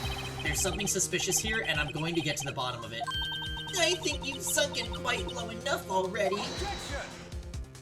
I object to calling the bellboy. Why? What's your reason? Because I hold that the wiretapping had nothing to do with the killing. However, you agree to one condition. I'll consent to calling this witness. Condition? If Miss April May's alibi is not called into question after you examine the bellboy, then you will recognize that Miss April May was not the killer, thus she is innocent. Oh yeah, no, she's not the killer, so that's fine. And thereby you must also accept the verdict of guilty for Miss Maya Fey. That is my condition. What? You better find something suspicious in that bellboy's testimony. Otherwise, Maya will be declared guilty on the spot. Thank you, Swan. Yeah, we're having a great time. There will be a Muggies in about an hour, so get yourself ready. Brandish your knives. Alright, I've got nothing to lose, except for, well, everything. Nah, we're only on the second case, so we're still kind of in baby mode, I feel. Understood. I accept your condition. Fool. You fell right into my trap. Uh-oh. Wait. So is this chapter 2? I don't know. Very well, the court calls the hotel bellboy to the stand. I believe we're ready for the witness to testify. He certainly does look like a bellboy.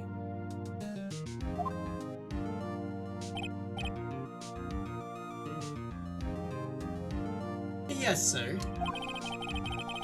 I received your summons in the middle of work, sir. I'm happy to be of service. That tea set looks rather heavy, so without further ado, the witness may begin his testimony.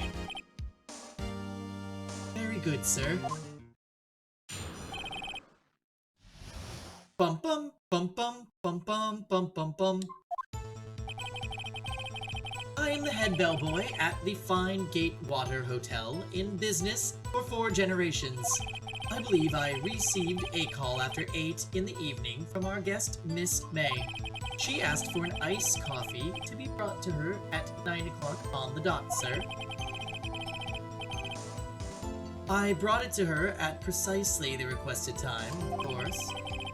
And I delivered the iced coffee to our guest, Miss May herself. I see. Defense may begin its cross-examination. Right, I'm ready. This is it. If I can't prove Miss May was involved with the murder now, Maya will be finished.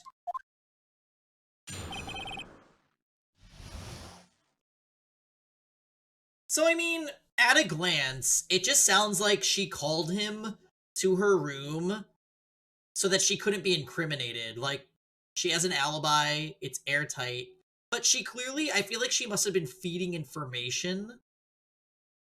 No, even if she wasn't feeding information, she's there as a witness to condemn Maya. So we just need to figure out what her relationship to the actual killer is. And I actually don't remember what the actual killer looked like, but I'm pretty sure it was a man. What is this?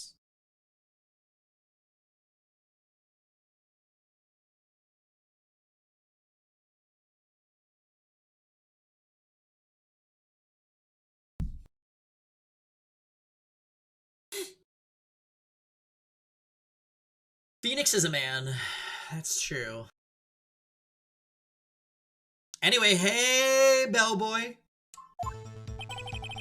I am the head bellboy, right? Let's press it. What exactly is it you do at the hotel? Why, anything required of me, sir. I check in guests, I check out guests, I clean rooms, I make beds, I even deliver room service, sir. I checked Miss May in personally. Are you always so prim? Mr. Wright, you will refrain from asking frivolous questions.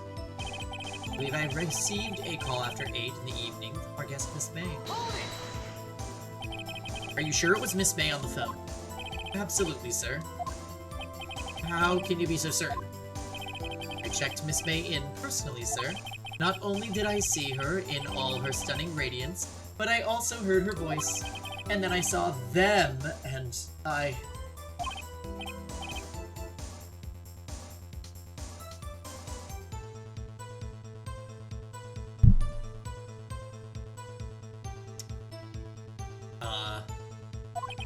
The point being, I remembered her quite well, sir. Yes, what then?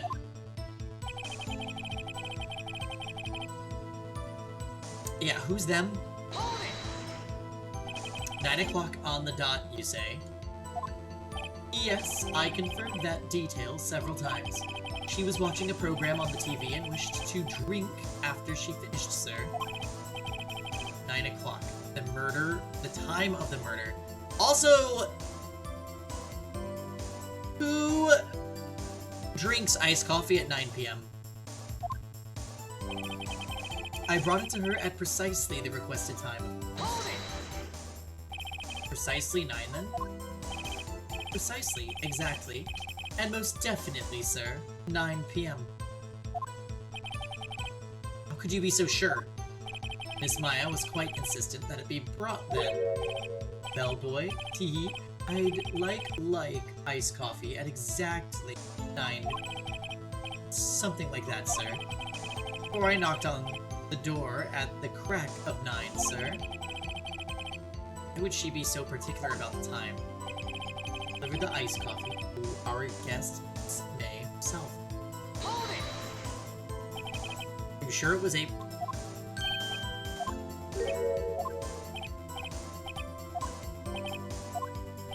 Okay, this is very silly. Okay. Okay. She kissed him? I believe perhaps she was momentarily swayed by my prim demeanor, sir. It was a moment I shall never ever forget, sir.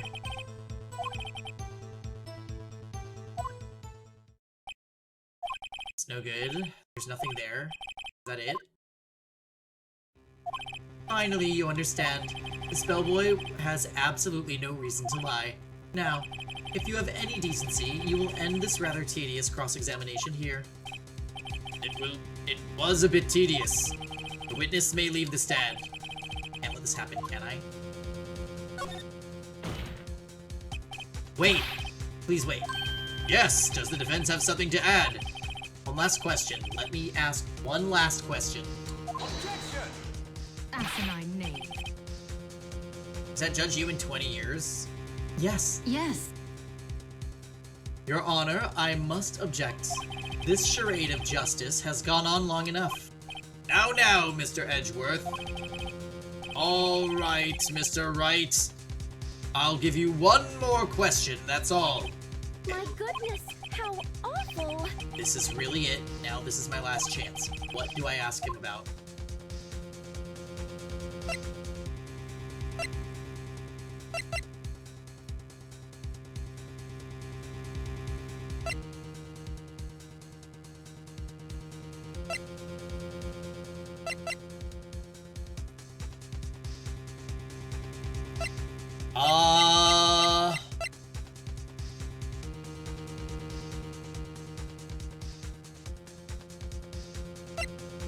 I don't know.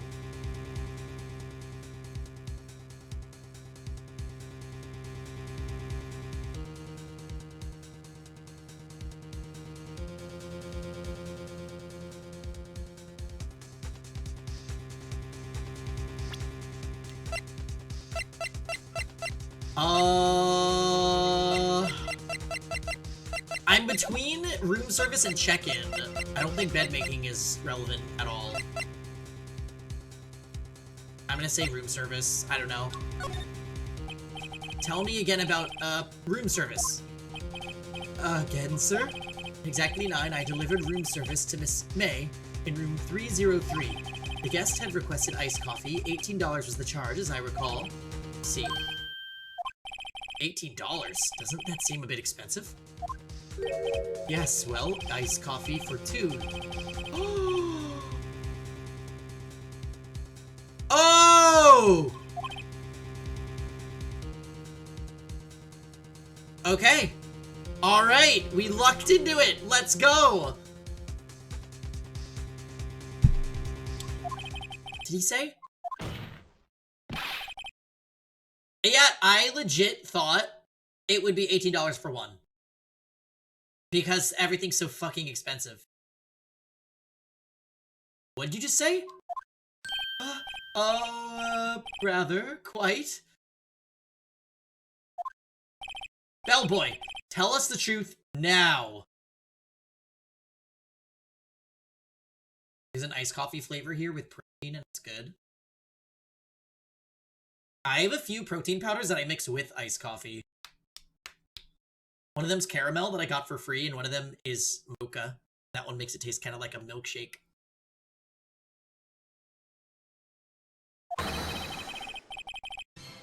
Was someone else staying in Miss May's room? Objection! I object. That was objectionable. Well, Jam? Objection overruled. The witness will answer the question. Yes, I see.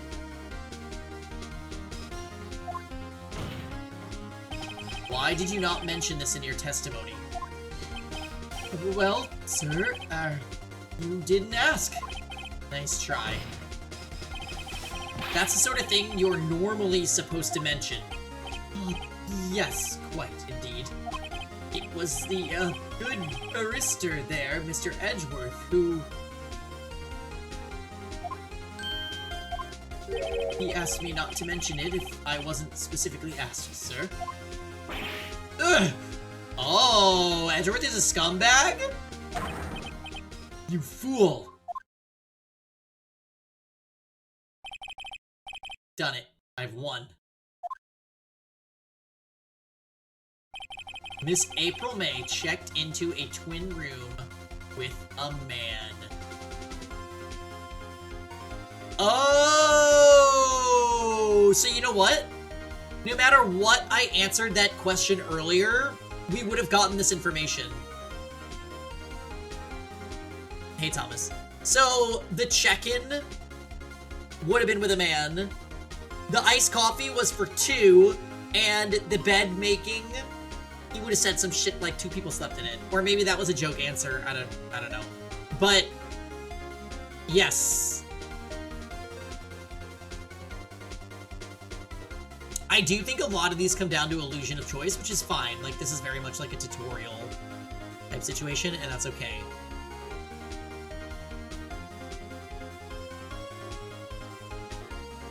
Oh, okay, so you ended up picking the same one as me.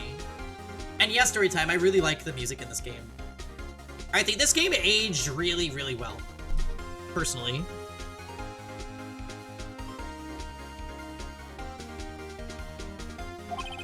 Correct? Yes, sir. Then, when you brought them room service, you didn't see that man in the room. That's right, sir. Your Honor, we have just learned of another person involved who may have been the murderer. In light of this new fact, I hold that it's impossible to judge the defendant.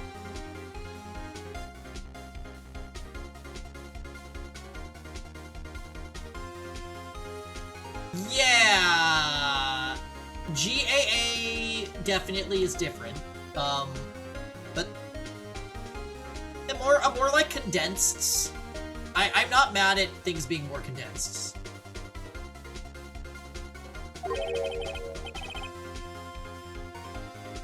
I'm on the receiving end of first game syndrome.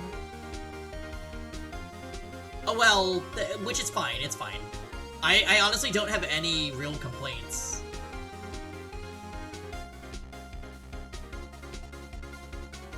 Wouldn't you agree, Mr. Edgeworth? And Mr. Wright, who is this other person? Simple. It was the man with Miss May.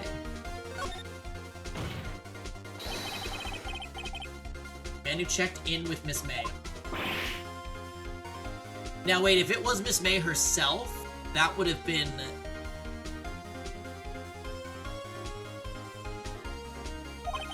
Your Honor, as has been previously revealed, Miss April May was tapping the victim's phone. Yet Miss May herself had an alibi at the time of the murder. However, that does not clear the man that was with her. I think it was her dead twin sis. The bellboy who saw no one else in the room at the time of the murder. My, what a convenient little setup. But it's too late.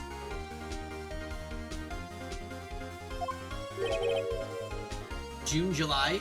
Jumpy! Too late? I suppose you'd like it if it was too late, wouldn't you? Alright. After all, it was you who hid the presence of the other man from this court.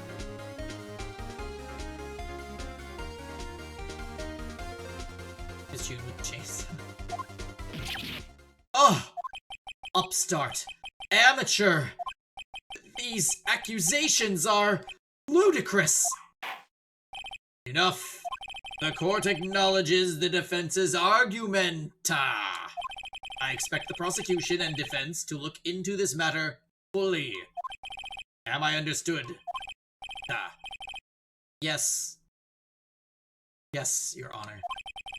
That is all today for the trial of Maya Faye. Maya. Faye Maya. Court is adjourned!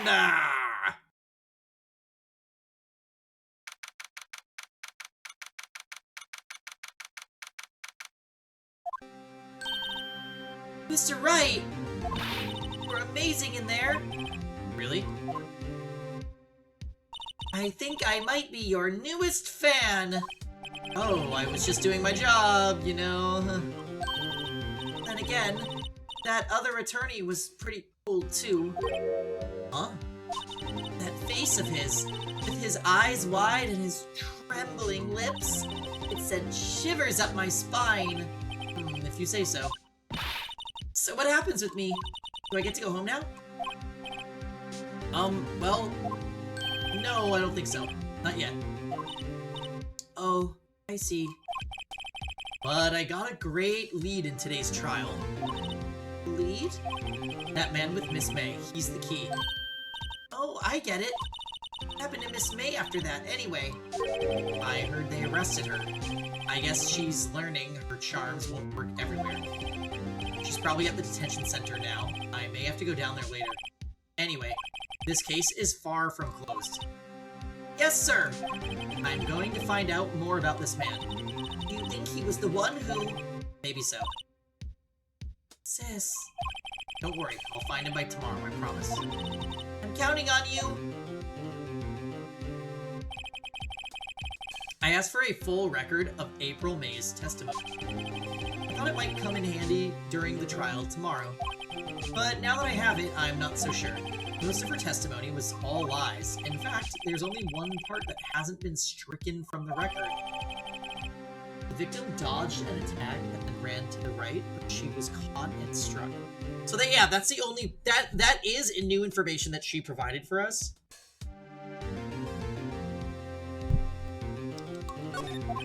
I don't know how much good this will do me at all now. Anyway, time to hit the pavement and do some investigating. Maya doesn't belong in that detention center, and it's up to me to set her free.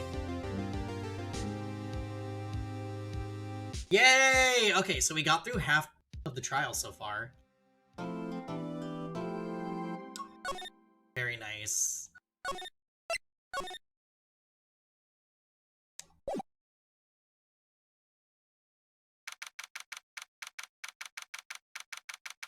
Okay, detention center at 3:11 p.m.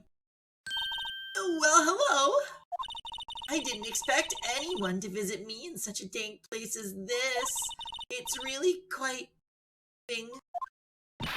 Not you stinking lawyer! I hope you die! Have you come to laugh? Yes, laugh at the fallen Miss May? No, not really. There's something I wanted to ask. Unfortunately, there's nothing I want to be asked. Haven't you done enough questioning, you spiky head? Here we go again. Please, you're scaring the security guard. So, what is it you wish to ask me then? For starters, how did you get to be so totally whacked? About the man who stayed with you in your hotel room. Can you tell me about him? Where is he? Come on. No way, Jose. Maybe if I had something to get her to talk. Why did you place a wiretap on Mia's phone? Yeah, when you say it like that, it sounds so cold. So criminal. Tapping people's phones is a crime, Miss May. Oh, and I suppose you learned that in lawyer school. Creep. This woman is impossible to talk to. Say, why are you so angry? I mean, you don't look like a bad person. Oh, that does it! Bottom-feeding, scum-sucking lawyer! Bottom? That's the part that he's... I can't tell. Does she have a thing against lawyers or just against me?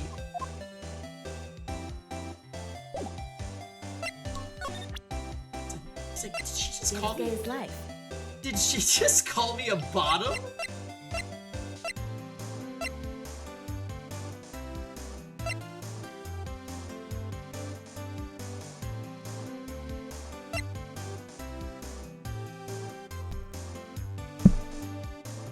That is the truth. Well...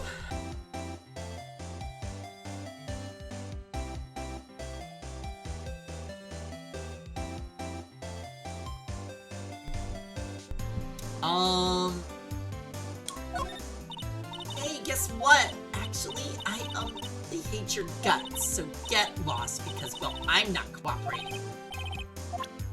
Okay. So... yeah, we don't have anything for her. We gotta go. Bye. I'm going... we are gonna find that bellboy, and we are going to ask him some questions.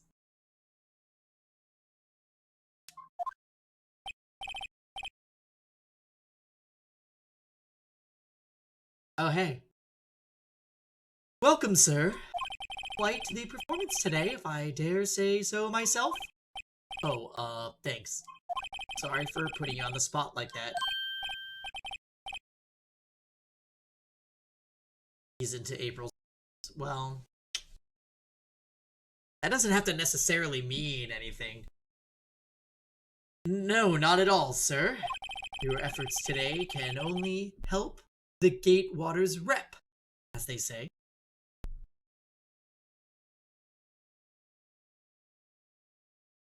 Yeah, exactly.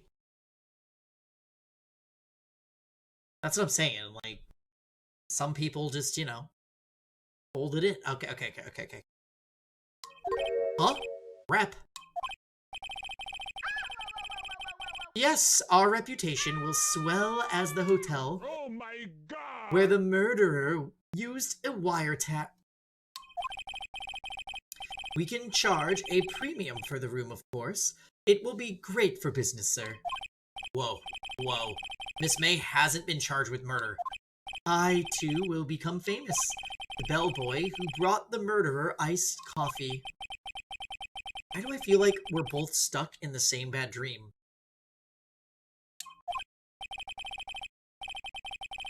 So, you are our honored guests. Please let me know if there is anything I can bring you. About Miss May. Oh, her? Sir, not to boast, but I knew the moment I saw her. She'd do it, I said.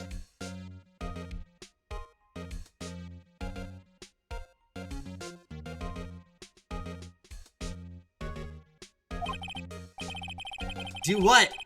I'm starting to think the most suspicious person here is this guy. Hun, sweetie, love, darling. I wanted to ask you about the man who was with Miss May. Hi. Ah, yes. He struck me as a real lady killer, if you'll pardon the expression. I knew it from the moment I saw him, sir. He and I are of the same ilk. We both carry the scent of danger.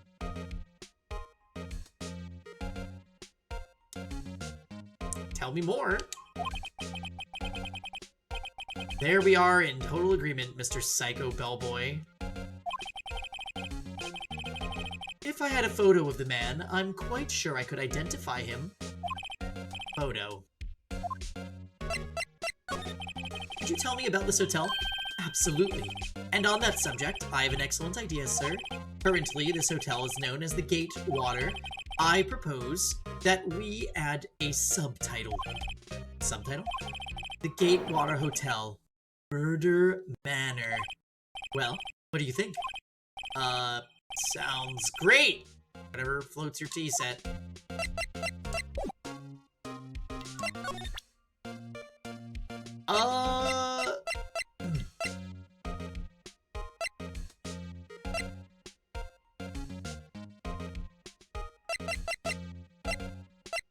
So he actually didn't give us any info.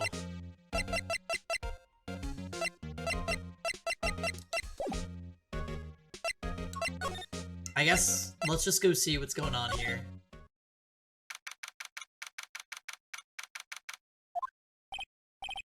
Looks like Grausberg is out today again.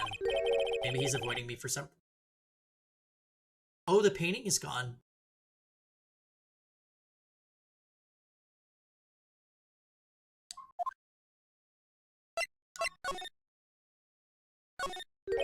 Wait a second. Wasn't there a giant painting hanging on that wall? Yeah, yeah. It was a painting of... Wasn't it? Wasn't a very memorable painting anyhow. Ah!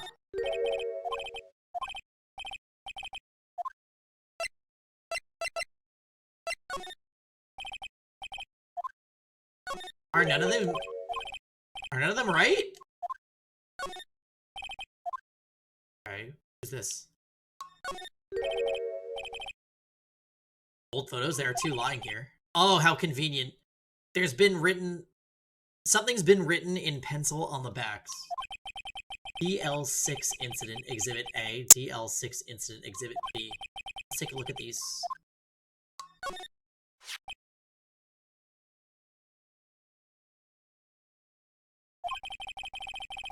Sure, I've seen this person somewhere.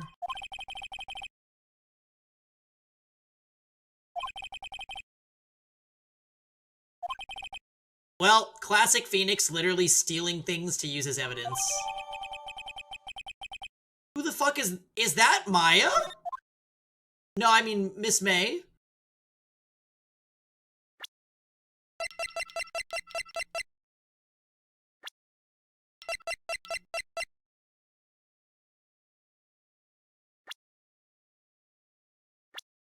No, the eyes are a different color. That's their mom.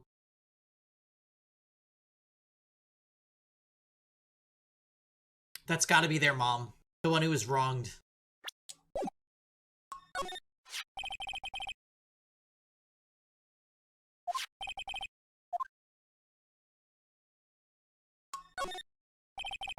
Swap them.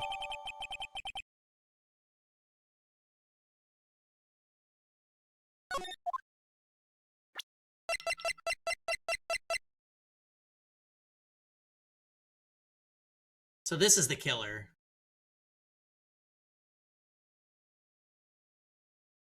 DL6 Incident. We have no way of knowing what that means, I don't think. He does look like a lady killer, though. He's got a butt chin and really weirdly colored hair.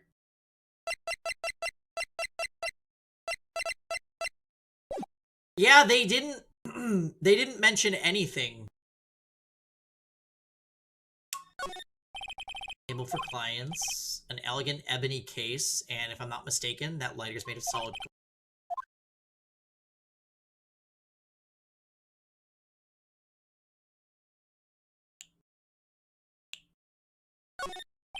Solid mahogany desk. Let's look at the chair.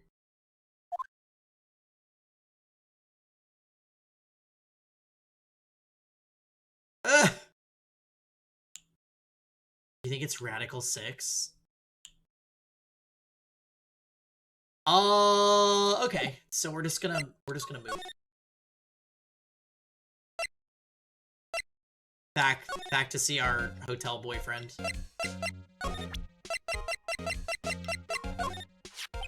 Take a look at this photo.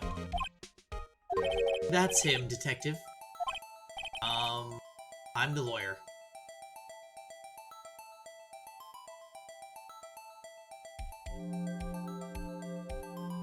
This is time for Wendy Jam.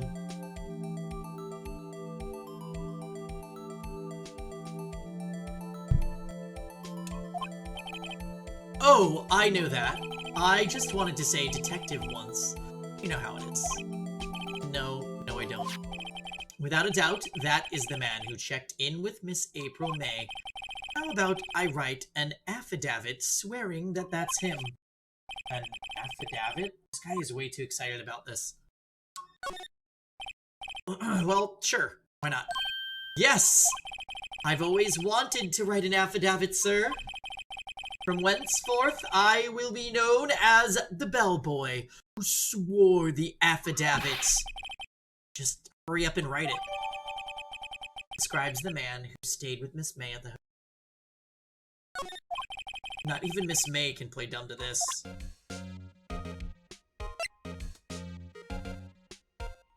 Now I can present it to Miss May. Alright, cool. Anything else you want to talk about, Sweet Cheeks? No? Alright, bye.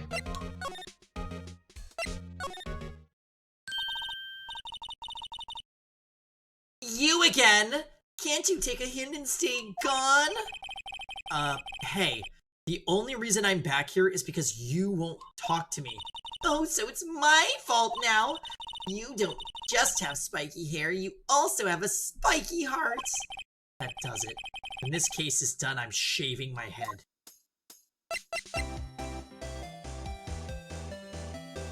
Alright, I'm gonna pee again. Just a second, guys.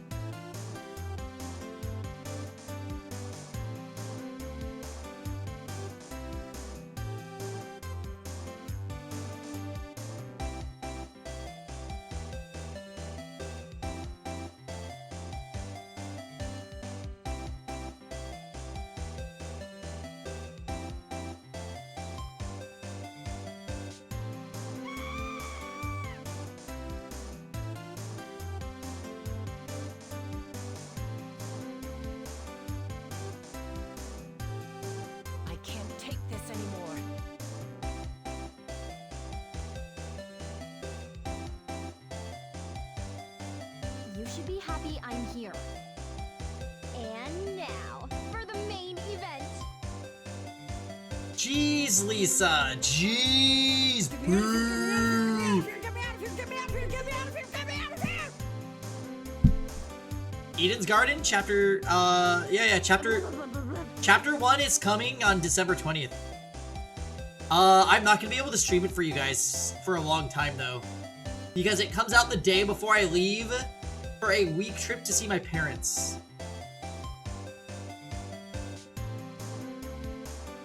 So when I come back, then... yeah. I won't be able to stream that whole week. Christmas, December 21 to 28.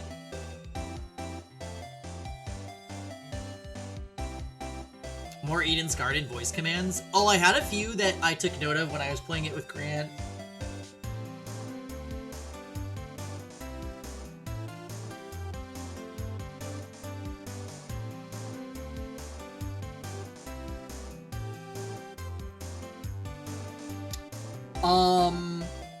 Yeah, I'm just a busy boy, you know? December 20th is the last day of the semester for you? Aw, yay!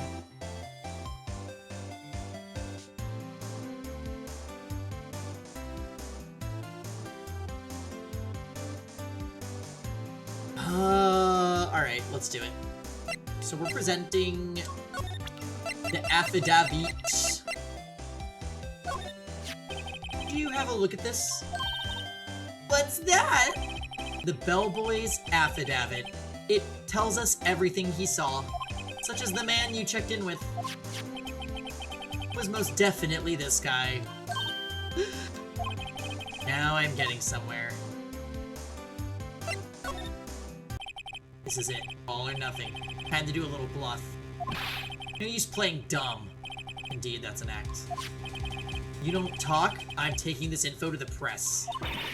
What? Even though he should have been witness to the murder, your little friend was missing.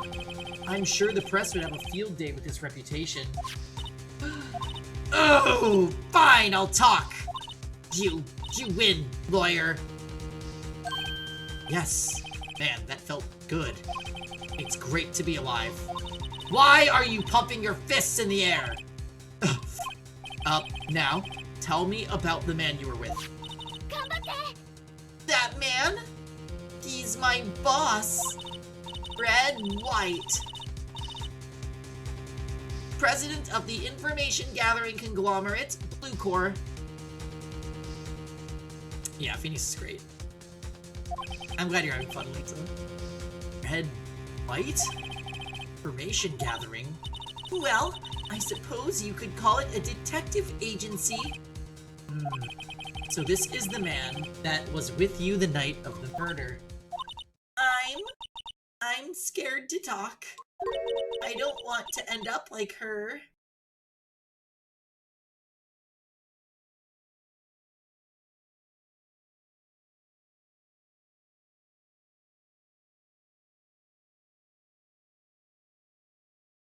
Yeah, okay. That's valid.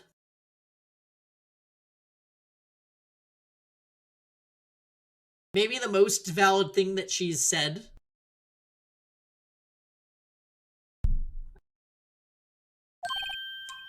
It's okay. I'll just ask Mr. White himself.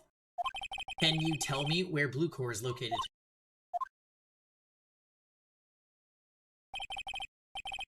Mr. Red White, at last. Finally, a lead on this guy. If April May couldn't have done it, that leaves him. Time to take action.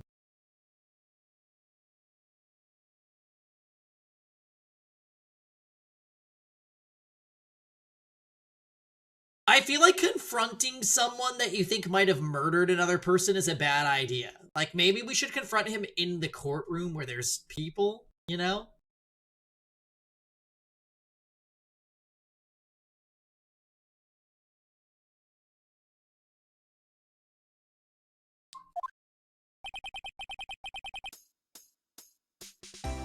He discarded it?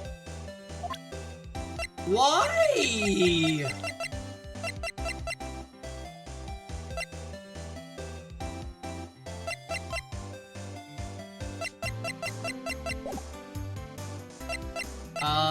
Okay.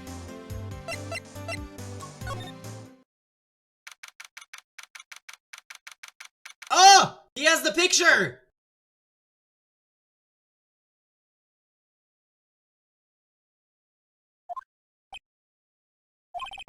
What's with this surreal decor? Welcome, please furnish me with the title of your personage. All the answers were wrong, yeah. Well, I thought he was a fisherman, kinda. Because, like, you can see the ocean, I think. What the? Your name! What's your name? I was just inquirably asking that title that you go by. Right. Phoenix Wright. Inquirably? Mr. Wright, is it? Right, I see. Splendiferous! Perhaps I have intimidated you with my giantesque vocabulary. Oh. She did say that she likes men with big vocabs. What is this guy's problem? I'm Red White, CEO of Blue Corps. You know, corporate expansion official. My business dealings bring me into contact with the elite of the elite. Husbando or not? Nah. Absolutely not. So, I'm afraid I am not used to conversing with the worldly challenged. What a fruitcake. Oh. Phoenix? Yes, Lisa?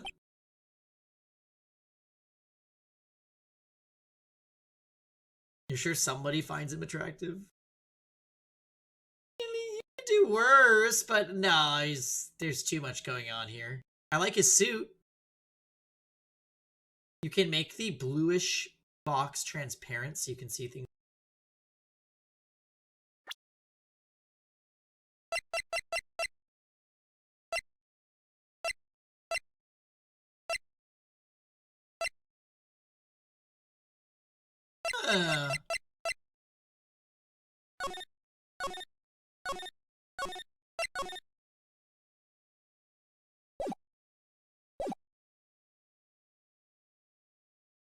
Oh, cool.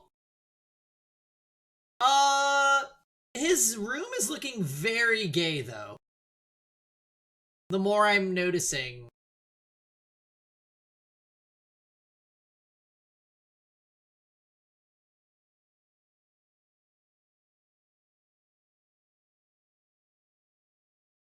Let me guess. Gives gays life. You are an attorney fresh out of law school, are you not? That's the only explanation for why you would come to meet me like this? What does he mean by that? No matter. So, what business does a mighty lawyer have with a man such as myself? Yipes, this guy's arrogance meter is off the scale. Miss May is an employee of Blue Corps, is she not? Correct. She was my secretariat. What a shock it was to hear what she had done.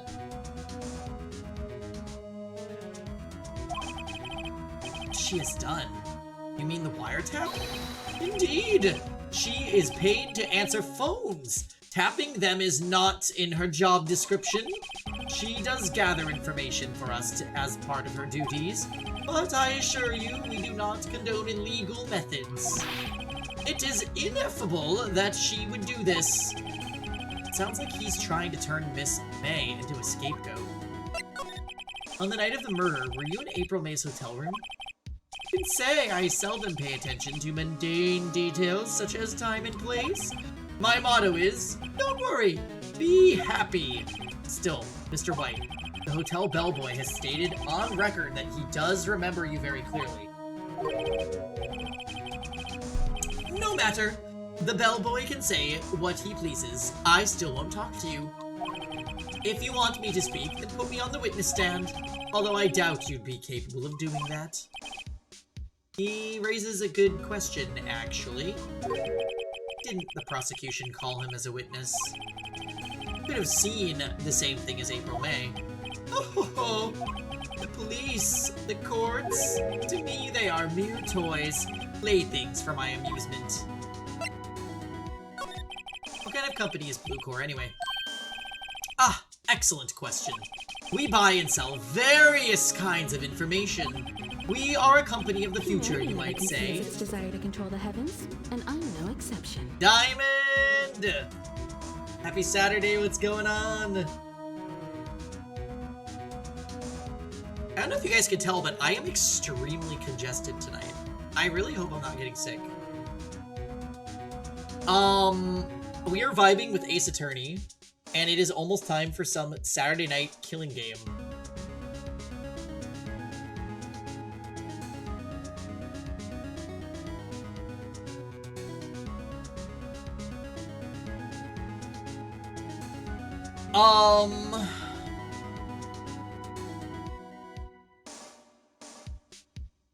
We are a company of the future, you might say. We are the future. What are you up to tonight, Diamond? So, anyway... Sell information?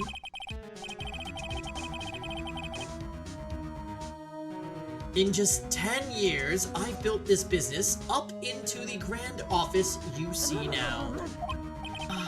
In case you were wondering, Blue Core was named after the color blue.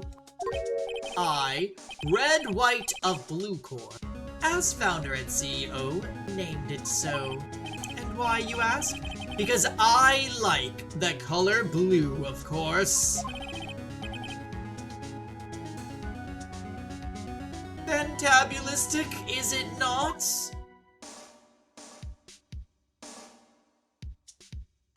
What AA is missing is more violence.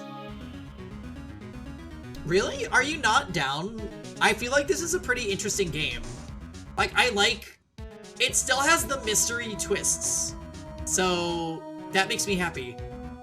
And I like to think about things and predict things before they happen.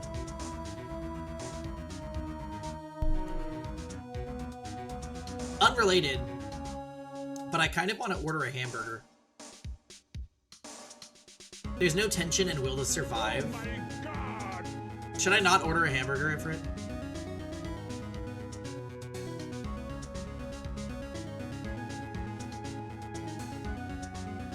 I feel like it's a good idea too. That's what I'm feeling right now. Just do it. I feel like it, like a hamburger with a salad and like little chicken bites on the side, a hamburger and a salad. That sounds amazing.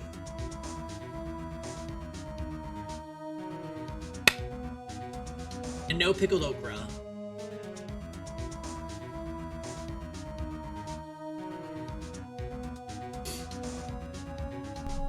I'm gonna see. There's a place. You're with Ifrit? No, I don't know why Ifrit is telling me not to do this. Ifrit should be supporting these types of decisions.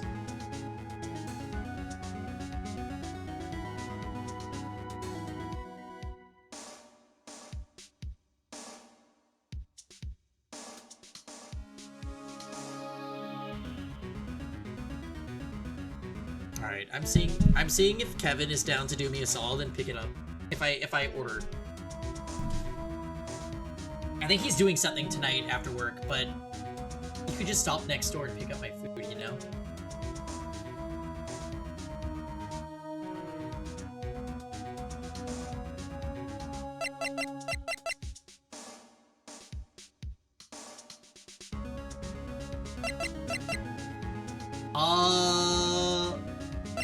Okay, the painting. Yeah, wait.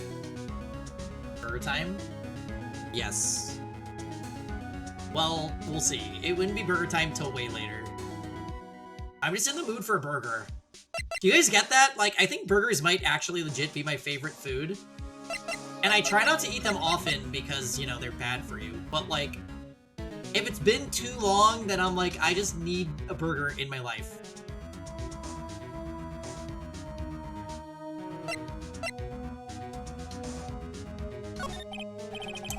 There's something that's been bothering me. Yes? What might that be? That big painting on the wall over there.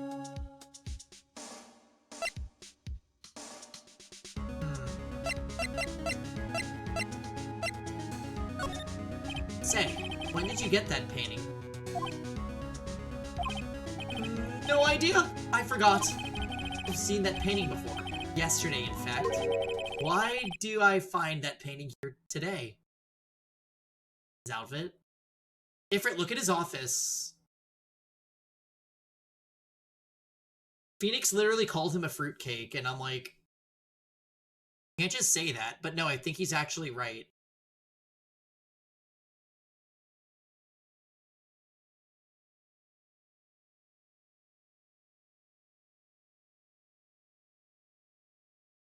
It reminds me... it reminds me of, this guy that I went on a few dates with. He wasn't out to his mother, who he lived with. And, we went back to his room one night, and his room legitimately had, like, naked men statues. And, like, bookends that were literally just muscular arms. And, like, figurines of, like, really ripped dudes posing. And I'm like,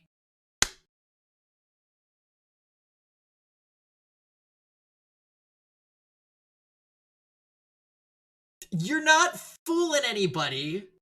I shouldn't be reading him. But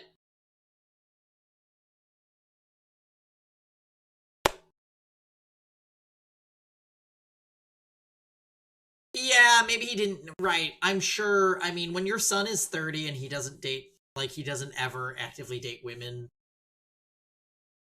it's a sign. But, you know, cultural influences.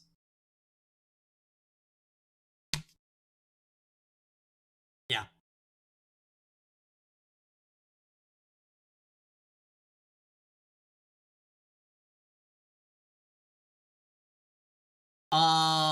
Jordan's here. Hi, Jordan. Jordan, are you playing games with us tonight? I'm back in a Pokemon Unite era, by the way.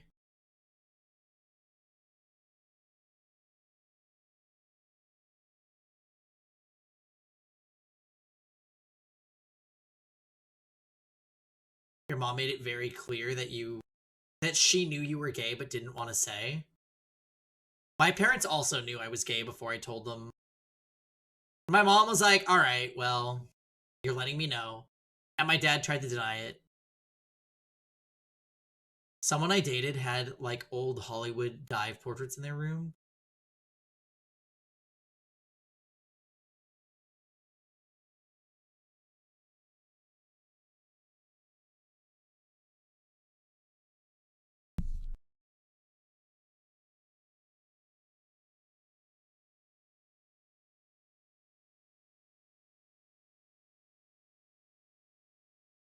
Oh, diva portraits. Right. It's like, well... Oh, Twice, that's so cute, though. You should get a girlfriend or a boyfriend, it doesn't matter.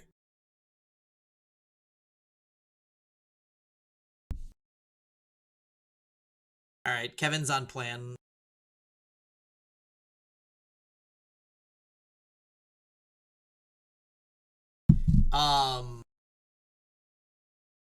Yeah.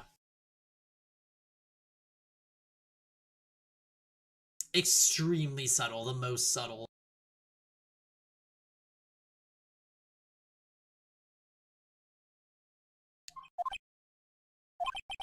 Mr. Wrong, was it?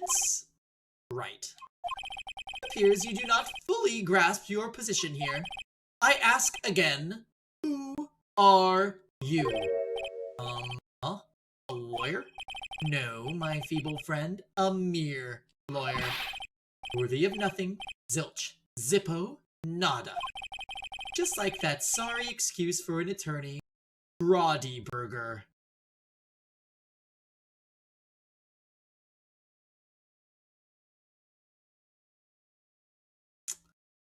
I will not be getting an Among Us burger, no. What kind of burger should I get, though? That raises a good question. I was gonna get the Hawaiian, but I'm down with warm pineapple. I know that that offends a lot of people. And I'm not really looking to, like, open that can of worms tonight, but that was my initial plan.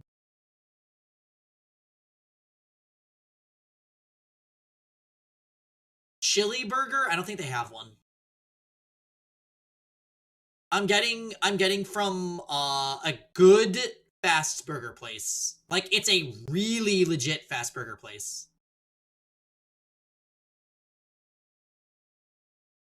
Bang burger? No. I'm getting it from the Habit. Habit is fucking amazing. It is wonderful.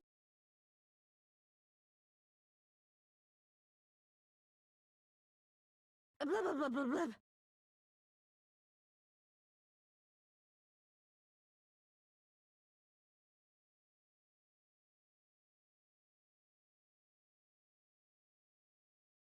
Big Bang Burger. Manatee. Oh! Burger King. No, Burger King's gross.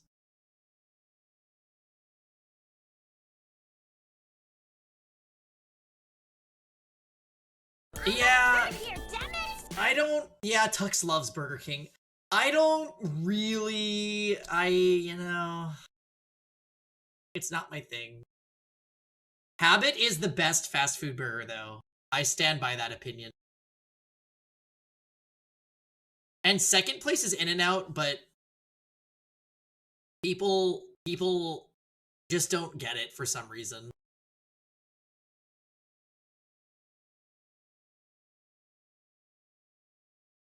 Yeah, Burger King's extremely mid. In-N-Out is extremely consistent.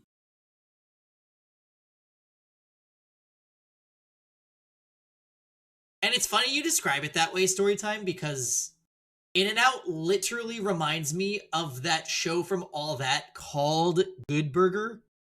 It is literally Good Burger. This is from the 90s, so maybe I'm...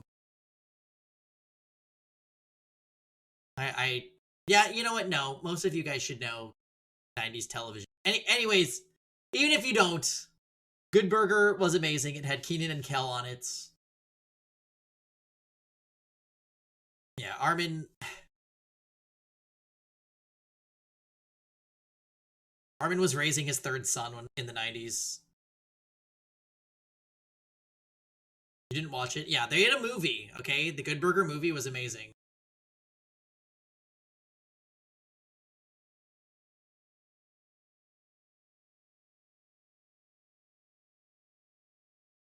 Yeah, well, Lisa, I think you're the same age as Storytime.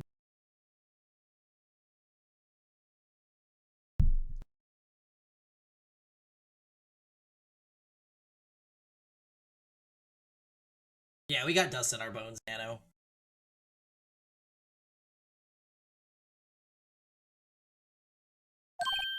What? Oof! He punched me. Well, Mr. Lawyer, what will you do, eh? Charge me with assault? Charge away, I welcome it.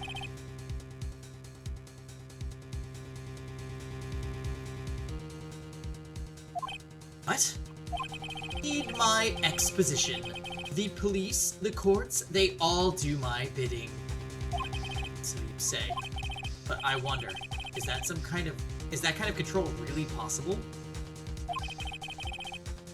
20 years older? Yeah, not this, Armin. Armin, do you remember when you first joined the community, you told everybody you lied about your age to the community and we all believed you at first?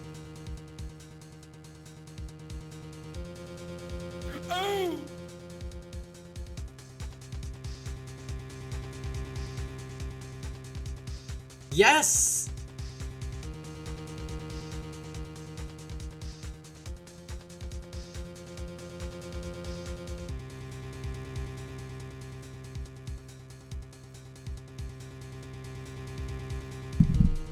You're younger than Lisa? Oh. That's Lisa Senpai to you. Oh! I don't believe it! came here from Groggy Burgers, I presume? Mr. Grossbergs, yes. Must ask him, why is it that his painting of his hangs here? Perhaps then he will tell you. Perhaps he will explain how a man can live life purely for personal profit. Go now, skedaddle. There is nothing more to discuss.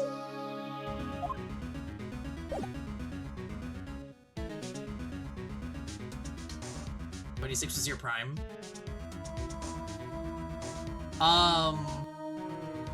Rosen is also 26, I think. So there's a lot of you youngies.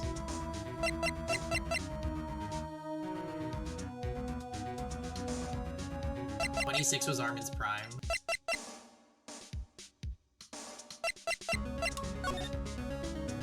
Oh, Rosen is not 26 yet? That's wild. You're such a wild child.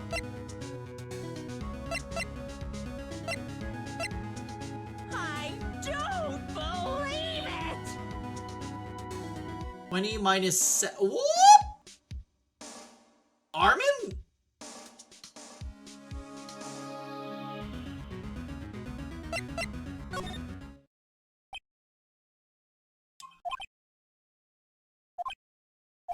Huh? I don't think he's noticed me standing here. Maybe I should clear my throat? Jumping Jehoshaphat's! You? What's wrong? You look so pensive, like an old man at the end of his days. I'm not senile yet. I was just thinking about this whole mess. Something's really bothering him, that much is clear. So, you came to see the trial? Yes, I did. Something was bothering me all last night, you see. Couldn't get a wink of sleep. Really? What was that? Well, you see, it's just Mia's sister, that poor girl. My boy, I owe you my thanks, truly. Send my statement? No.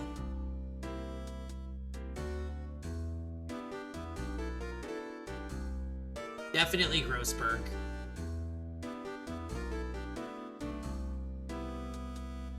My boy, I owe you my thanks. Truly.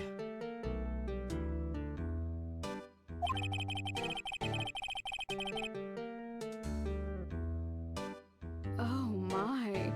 I don't know what I would have done if things had gone poorly for the girl. I asked before, but why did you refuse her request for defense? I think I have a right to know. Nice body. Armin? Ah, right, Mr. Wright. No, I'm sorry. I need more time to think about it, my boy. He does seem troubled about something. I'm starting to have a feeling I know what it is.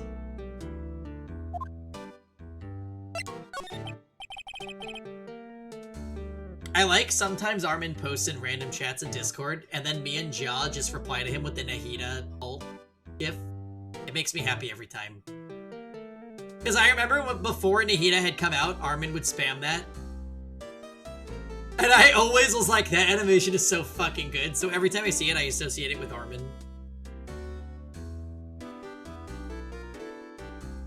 This man, unfortunately, has very visible nursers.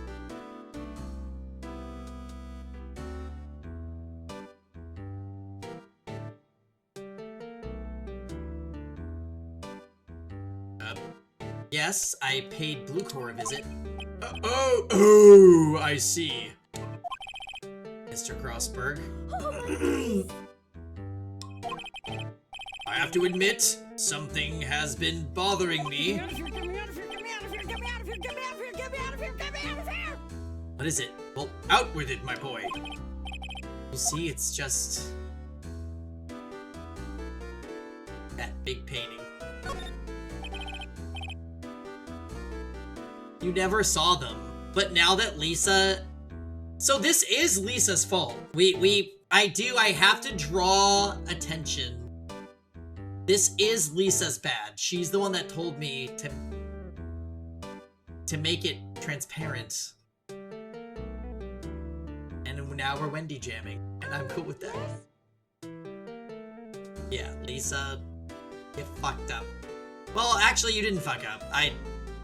Causing dismay to chat is... it's fine.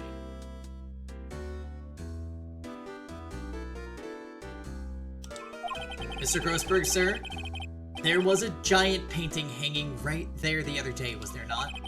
The one you said you had no intention of parting with.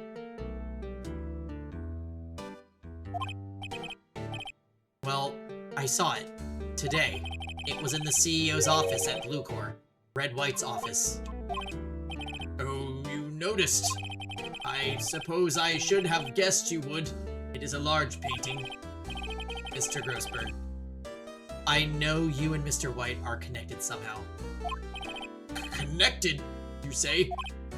Yes, and I know what it is. Oh! They actually put this in? I have to click it. I have to click it.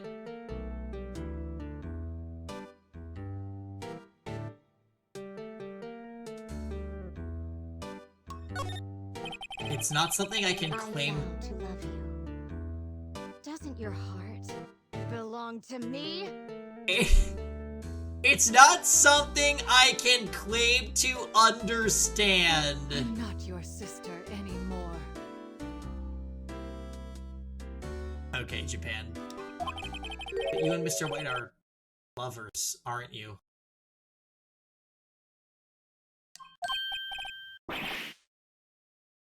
Wait. Wait. Oh my. Wait! What?! I vow to love you. My boy! You sent that painting to him as a sign of undying love. Doesn't your heart belong to me? My boy, please! You're letting your fancies run away with you! Where do you get these bizarre ideas? Phoenix is like the most headcanon as gay character ever, so that makes it extra funny. I don't understand how you could. That's because I'm not. We're not. Don't be ridiculous. Enough. I'll swallow my pride and tell you all.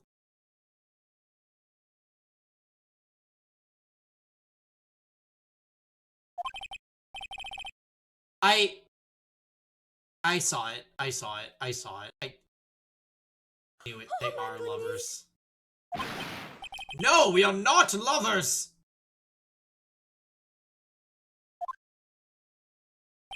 Red White is a man who makes his living through intimidation. Bluecore is a company that excels in finding people's weaknesses, I'm afraid. I've been paying them for 15 years now. 15 years? Oh, song. All because of the DL6 incident. Down low. Because he's... No, he's not even on the down low! Just go to his office! There's no incident, his mom knows! We all know!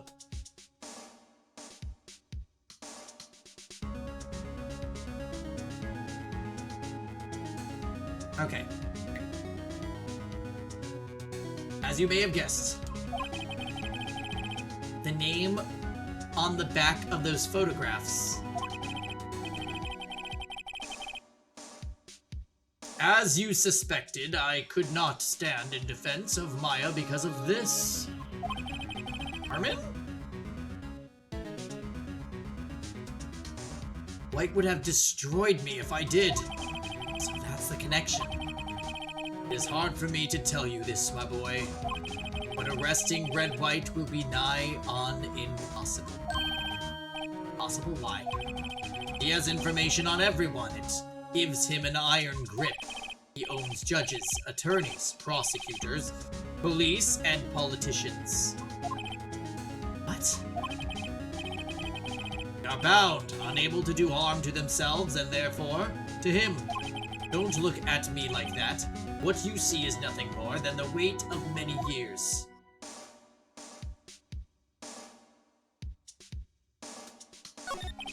What is the DL6 incident? DL6 is nothing more than the sort of coding the police gave the case. It was 15 years ago now. I received a request from a medium. Spirit medium. Her name was Misty Faye.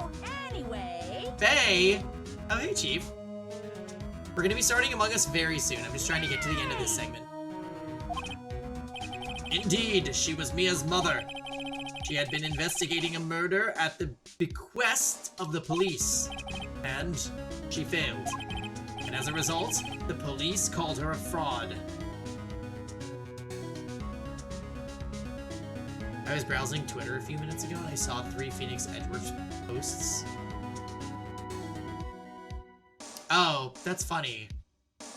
It's peeping your Twitch chat. And also your Twitch viewing. This is what Maya was talking about the other day. I did all I could for her, but in the end cleared her of wrongdoing. Violence is on sale today. That murder case, however, remains unsolved to this day. That case is the DL6 case. But why were you blackmailed over this, Mr. Grossberg? DL6 incident was top secret at the time. It made sense. The police didn't want people to know they were using a medium. They couldn't let people know. But one person found out. I told him. Told me? Because you're lovers? Doesn't your heart? He offered me riches. It is an embarrassment to me now. Because I talked, the police were mocked far and wide. In secret. Belong to me. They began looking for the one who sold them out. Of course, White heard about it and he came to me. Only this time, the offer was blackmail. See. White controls the law of this country as he sees fit. Yet, if you would still challenge him, have a close look at Mia's office. His office? She followed his every move for years. She may have recorded something of what she found. All I need to see.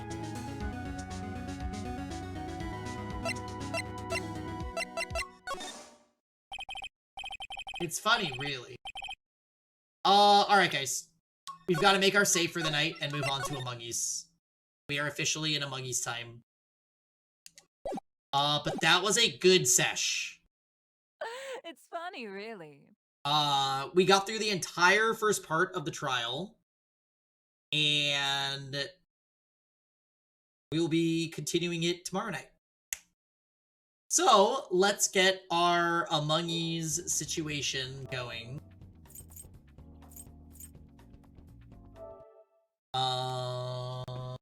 Oh, I probably should have put that in rest mode so I could charge my controller, but it's fine.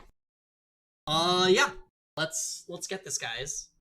Oh, how are you liking Dragon Quest Storytime? There you go. It's beautiful. I'm very excited to play it. It's too bad that that game is too new to go on sale.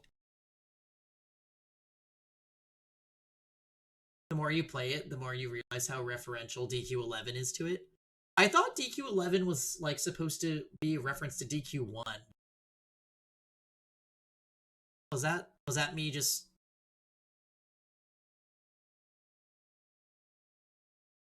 Alright. It's specifically to 3. Oh, interesting. Alright, so guys, I'm gonna set this up. We're gonna call this Saturday Night Among Us. Oh, Pengenrompa. What am I saying?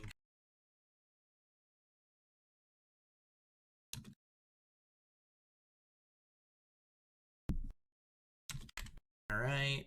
Playing Among Us. Among Us!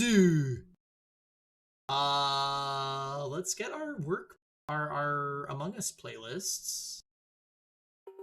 This is always the intro song, and it always will be.